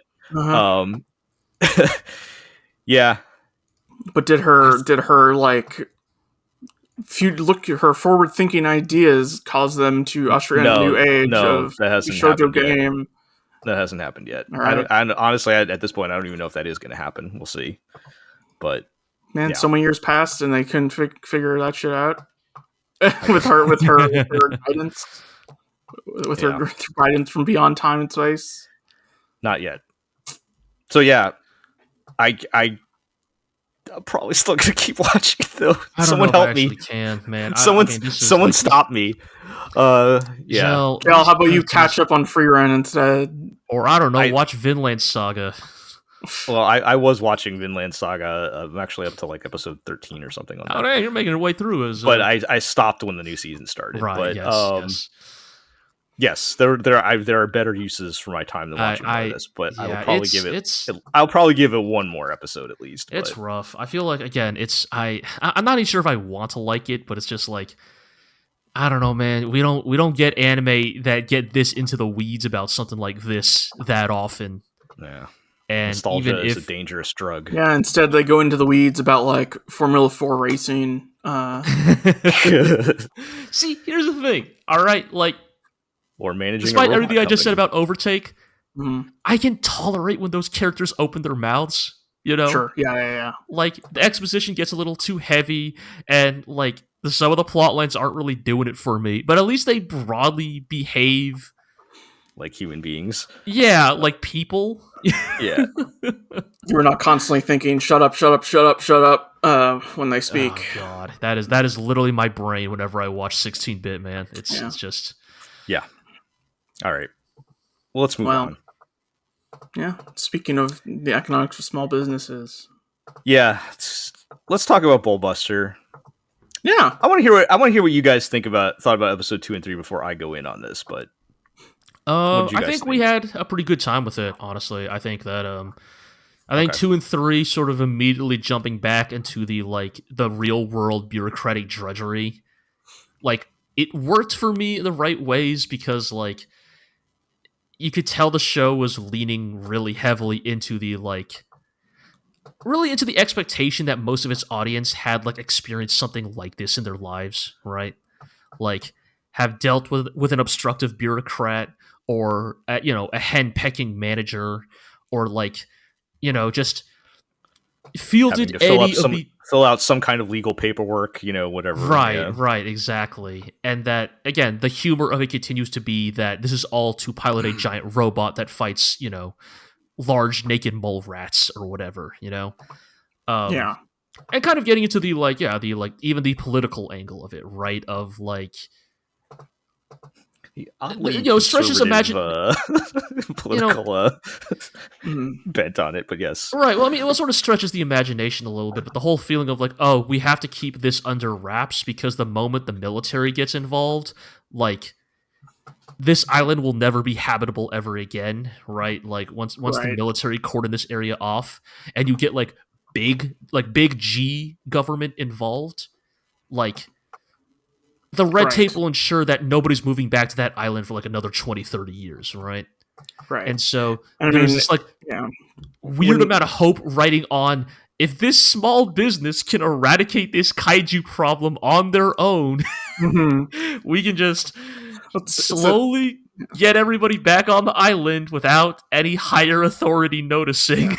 It's that thing where it's this whole concept behind this show is supposed to be a robot show that's realistically economically viable or whatever the phrase was. And it's and so if they are really dedicated to that kind of realism, then yes, you have to come up with a reason why the government hasn't stepped in to deal with the kaiju, right?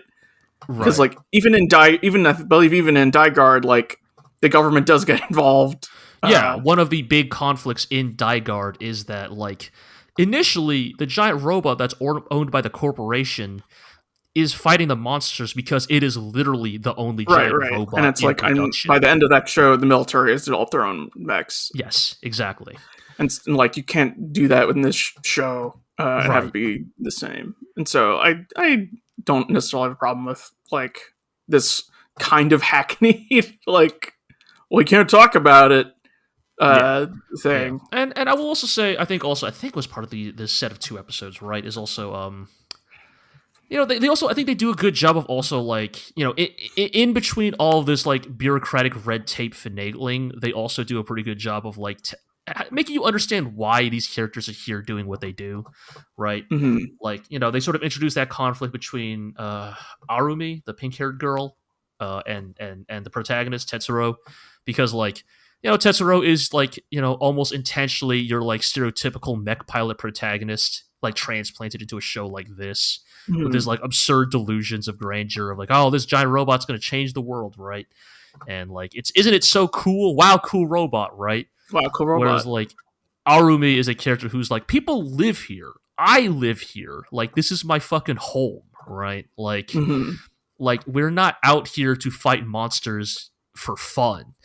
They say the line, this isn't a video game, too many times. I 3 think. times, yeah. A little too much, yeah. But cliche as it is, the sentiment is meant to be like, hey, the rest of these, the rest of this kooky cast of weirdos may be a kooky cast of weirdos, but they're also here because this is their home. They've all lost loved ones, right? Like the old man, Muto, is like, yeah, like my coworkers, like, wife and kid got killed or something, and it's like they do a good job of instilling a sense of humanity to these characters in between these sort of dry humor, I think. Yeah. What do you think about the? Yeah, what did you think about the 2 episodes? Yeah, Okay, I'm enjoying them broadly for all of those same reasons. Like I don't have any like huge issues with the show so far, other than like the monsters don't look very good. The CG is still not very good. That's just the reality. In general, I feel like production. Yeah. In general, I think episode 3 in particular looked kind of bad.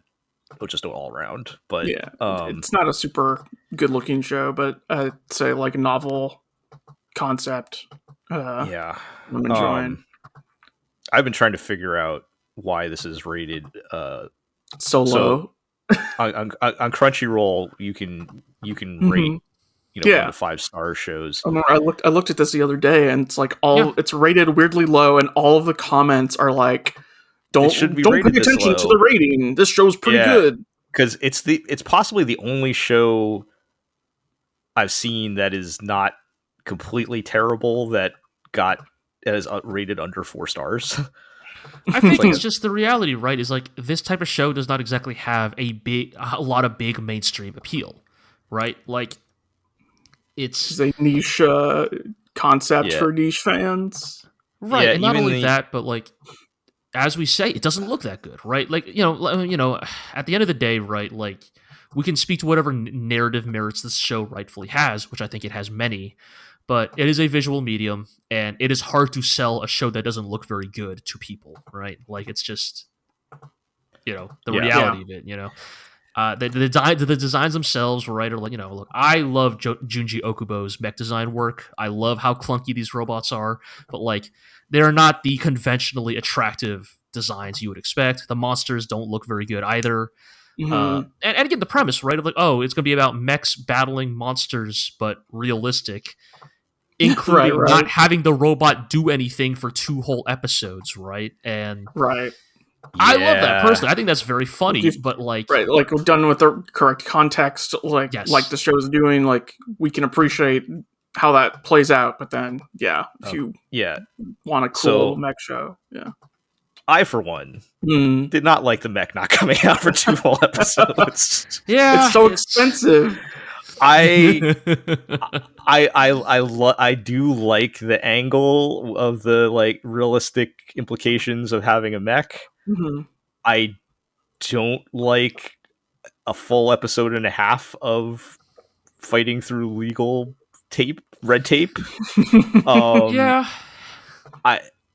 So that's kind of just to finish up my comment about the rating. I don't think the show should be the lowest rated new show. Like that's weird to me, because I also feel like if people, the type of people who would actually seek out the show and watch it, would not be rating it low. But so I have no idea what happened there. That said, I didn't really care for these 2 episodes all that much. Certainly not compared to the first one. I feel like it almost didn't live up to the promise of the first one to me. For one, like I did, as I said, the too much time on the bureaucracy of it all. I thought, not that I don't want a lot of mech fights in this show, but do something different. I don't know. Sitting around in a lot of corporate apologies too. A lot of bowing. Gotta bring the manju for the apology for the other. and like just a little too much time spent on that. I can agree. I do think I think ideally for this type of show, right? It's like this has always been the inherent tension of like, the classic "wow, cool robot versus war is bad" meme is like, quite frankly, you cannot have one without the other, right? When it comes to mecha, like the thing about mecha as a genre is you cannot have the narrative sophistication without the spectacle. Like, they do inherently go hand in hand, and they are meant to contribute to each other in their own ways. And that's why I do think the first episode so far is still the best, like, promise of what Bullbuster could be as a story of combining the two, right? Like, I think the first episode has a very healthy balance of both the, like, piloting this clunky piece of shit robot versus the, like, you know, on the ground, you know, bureaucracy. And I do think episodes 2 and 3 have leaned way too heavily in the other direction. And I guess my hope, right, is like, you know, the plot for why the mech has not shown up, right, is because every time they deploy the mech, they have to take a boat to ferry it to the island, right? Yeah. And they have been working out the legal issues of the boat rental they have been using to carry this mech out. Which, okay, fine, make that a plot point, but I don't need an episode and a half ironing out how you're going to get a boat. Like, that's my sincere hope is that by episode 4, that becomes a non-issue. Like, all right, we finally figured out the boat rental issue. That plotline's never going to come up ever again. And so going forward, we can have the mech show up, and they can figure out new problems for this company to solve. Right. Okay, so that's one problem. My bigger problem,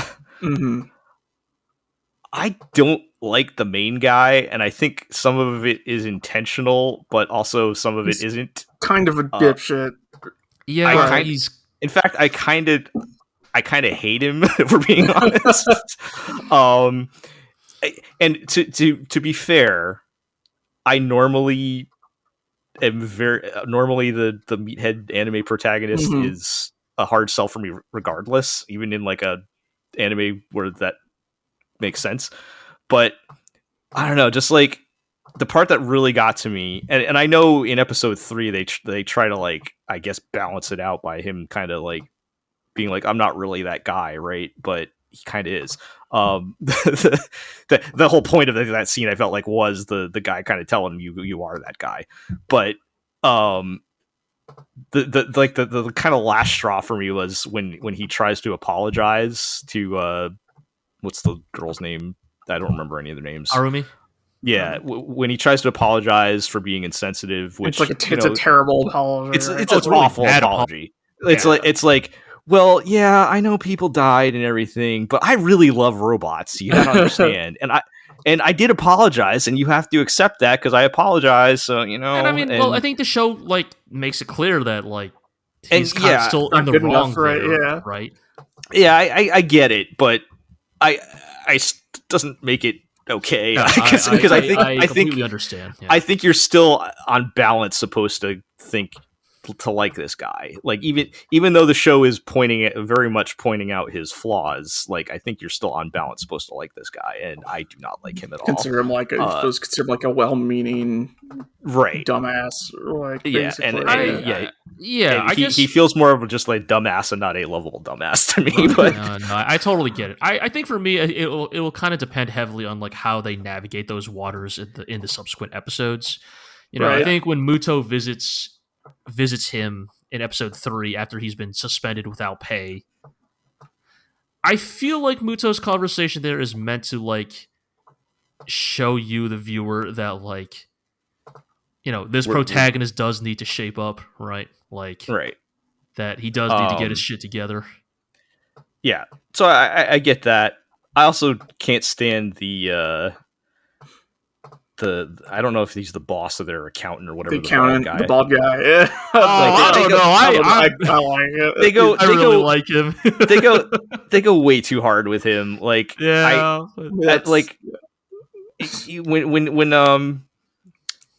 when he's going off on his whole thing about the main guy needs to be fired or whatever, and like just this, I don't. He's a blowhard for sure. I think it goes a little too far, but I feel like this might be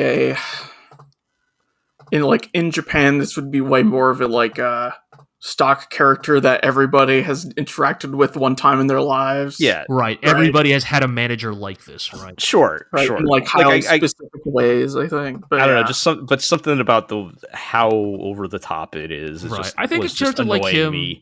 But I think a character like him will probably need to get, like, if not a viewpoint episode, then, like, an episode around him to, like, justify it. Because I think, again, I will say a lot of this is coming from me having watched Die Guard. a show that I think Bullbuster is following very closely in the footsteps of, including Dygard having a similar character to this accountant. Yes. Is like, my hope is that what they're doing with this accountant character is like, yes, he is a blowhard, and yes, he is sort of unlikable and abrasive, but also, if your show is going to take this realistic take on like your premise, it's almost like it is recognizing that to even exist and function in a modern realistic Japanese workplace, like, a guy like this needs to exist. Like, you need a guy who can be like a bully for your company, if that makes sense. You need a Kanamori. I was going to say, but I love... if we look at the difference, like, I love Kanamori from Keep Your Hands Off as a kid. I think the key difference, right, is that they established very early on that despite Kanamori's demeanor, she is truly committed to the success of their production, right? Like, and that's the thing, right? When they get, when they had to present to the student council, when they're getting questioned by the student council, Kanamori is willing to be that bully to protect Kanamori wheeling and dealing in the back to get the AC down in the viewing room to get more people in. To watch the anime. It's like, right. So it kind of feels like this guy, like, and I'm sure they're going to go for the like, well, he wants to save the island in his own way, right? He's just doing. But I feel like he's not actually doing anything helpful at this point, like, other than just telling everybody they're spending too much money. Not yet. I do think. Yeah. Well, okay, so there's that conversation they have with like their parent CEO or the parent company, right? The CEO of their parent company.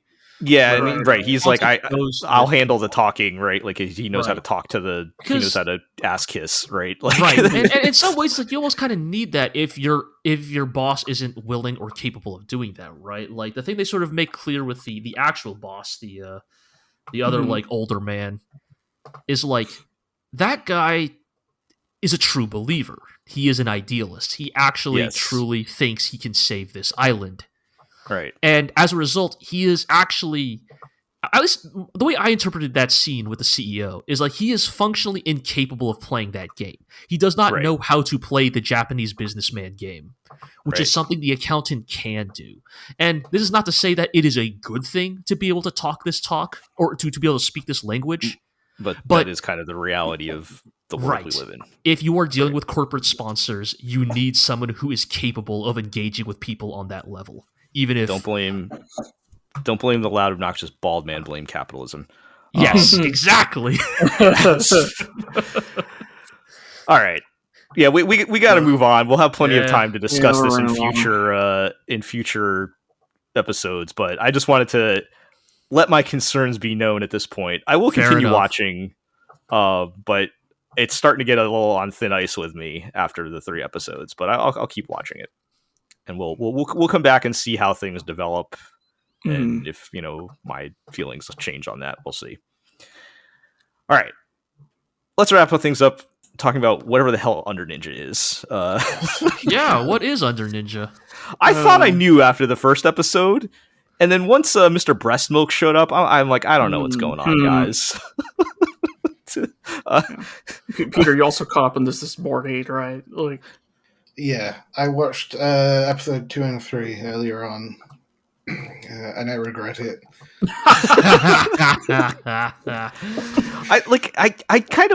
I still want to like the show, and I don't know if it's like the choices the directorial choices they've made, or maybe I've overestimated my appetite for just like this type of like really crass humor.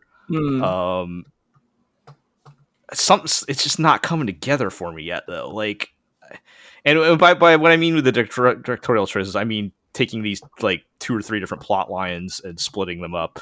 Yes, right. Where we're constantly like leaping, a month or 2 or whatever the gap is back and forth. Yeah, the two incidents. And like that, and that's kind of lending itself to, we're getting introduced to a lot of characters and not spending any time with them. Yes. So like, I don't really care. Like, even the main guy, like, he seems fine, but like, I don't really care about him that much at this stage. and I think maybe, I don't know if that's because of their adaptation choices or what happened with that, but it's just kind of jumping around all over the place. There's some really weird things happening, and like I said, I generally don't like super crass humor. Not that I have anything against it, but just as my personal preference, like it's just like, right. I don't know. I mean, I think I will say some of this is true to what Under Ninja is. It is a dry, pretty crass black comedy. It's leaning very heavily into just like how like, I don't know, how amoral and these dirtbags are. They're getting a lot of mileage out of that stolen bra. Yeah. Getting a lot of mileage out of that. Yeah, and I think, but and I will say, I think some of this is also the directing choice. Again, I will stand by. I think I liked it in concept in the first episode, but now that we're 3 episodes in and we're still doing the jumping, I feel like it's getting worse. Thing, yeah. I think they probably should have just committed to like, now let's go back 2 months or something. But just the one time, like, yeah, just the one time and stick to it, because now it's like, oh god, like they are skipping scenes, and I can't tell if they cut those scenes or they're just gonna bring them back later, which is annoying in its own way. But yeah, I don't know. I guess for me, it's like I am still enjoying, like, you know, the way this anime is capturing the like very specific type of like. I think because so much of the cast are, I mean, okay, I'm sure you've already picked up on this. Like, they're infiltrating a high school. Mm-hmm. The subtext is pretty clear. Most of the ninjas infiltrating this high school are not high school students, right? They are, right. You know, they're adults who are, or mostly adults or young adults, you know, operating under, Cosplay. You know, yes, and well, you know, more, you know, disguises, shall we say? Infiltrating. But, and so there is a thing, like, you know, again, like Kuro, who, you know, claims he is 17 and definitely a high schooler, right? As he is, you know, drinking on the roof, uncensored by the production, which is almost like your way of telling, oh no, this character is definitely over the age of like 20 or whatever, yeah. You know. But like, I can even imagine that conversation of like, did somebody at the TV broadcast say, "Hey, is this guy actually a teenager? Do we need to censor this if he's actually drinking?" And they're like, "No, it's fine. He's not a teenager." Right. But and I guess the thing that I think is very strong about Kengo Hanazawa's sense of humor, that I think is done pretty well in Under Ninja, that I personally like, is it explores a type of humor that I think can only come from people who are like past the pretenses and idealism of high school age or even college age. Like, when you have fully become an adult, right? 25 and up, and for better or worse, right? It's not that your life is set in stone after that, but more you have abandoned any pretense of like the what mays or what could have beens, right? Like, you know, in the case of Kuro, you know, this dirtbag NEET, you know, stealing alcohol from his neighbor and blackmailing children and drinking on the roof. Like, there's like a comfortable acceptance of who he is, if that makes sense, right?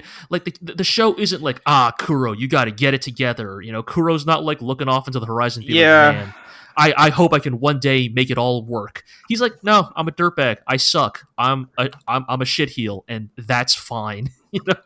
I can see that buried in there somewhere. That sort of feeling is like this show, even though it has zero connection to the subject matter, was reminding me of Wave Listen to Me from a few years ago. Yes. Right, like there's that similar feeling of like adults who have just accepted their place in the world. The like Hokkaido radio broadcaster show. Yeah, shout out to Wave Listen to Me, which eventually got a live action adaptation as well. I think it did, yeah. But I was sort of reminded of that tonally. A little bit. In just general, the you know, adults living their miserable lives. Right.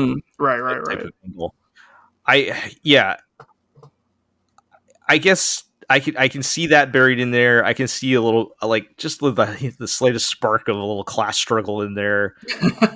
God, we got to get somewhere soon. Like, I feel like that's the other thing. Like, there's so much happening, and none of it seems to matter, right? But really nothing has happened. Almost nothing has happened. Like if you really think about as it. you see with the latest episode, we're seeing how all these four shinobi eventually met before the events of the high school, where they all contributed to solving the dick slicing foreigner case. Yeah, we have to say dick slicing foreigner at least once on this podcast. But once per podcast. It's just taking so long to get there. Like, I know, it's like I said, it's weird because they're introducing so many characters. It like on paper it feels like there's so many things going on, but when you boil down to what's actually happened, I feel like we've covered like 12 hours of time in 3 episodes. Like I don't know. And like I feel like I should like it because I talked about last time, like sort of my nostalgia for the like early to mid 2000s type of anime that I feel like this is kind of intentionally or not emulating. And it's like and you get that banger of an OP and but then like it just feels like a lot of pieces that aren't coming together yet, and it's taking a long time to put them together. I think that's fair. I do think that is a fair judgment. I think, as I said, even back during our opening impressions of this anime, the manga starts pretty damn slow. It's a pretty damn slow start, and if you're committed to adapting that, whether by jumping around like crazy or even adapting it chronologically, if you're committed to keeping to that pace, I don't know. Yeah. I don't know if there's anything that can be done to make it more exciting. So, like, in many ways, that could just be, the fault of the type of story it is. Yeah. I don't know. Maybe I'm even being too generous. Sounds like, Peter, you hated it. I honestly, I'm struggling to tell how I feel about it. Like, okay. Yeah. I've got, like, some comparisons in my head to like various different things, like the going back into in timeline.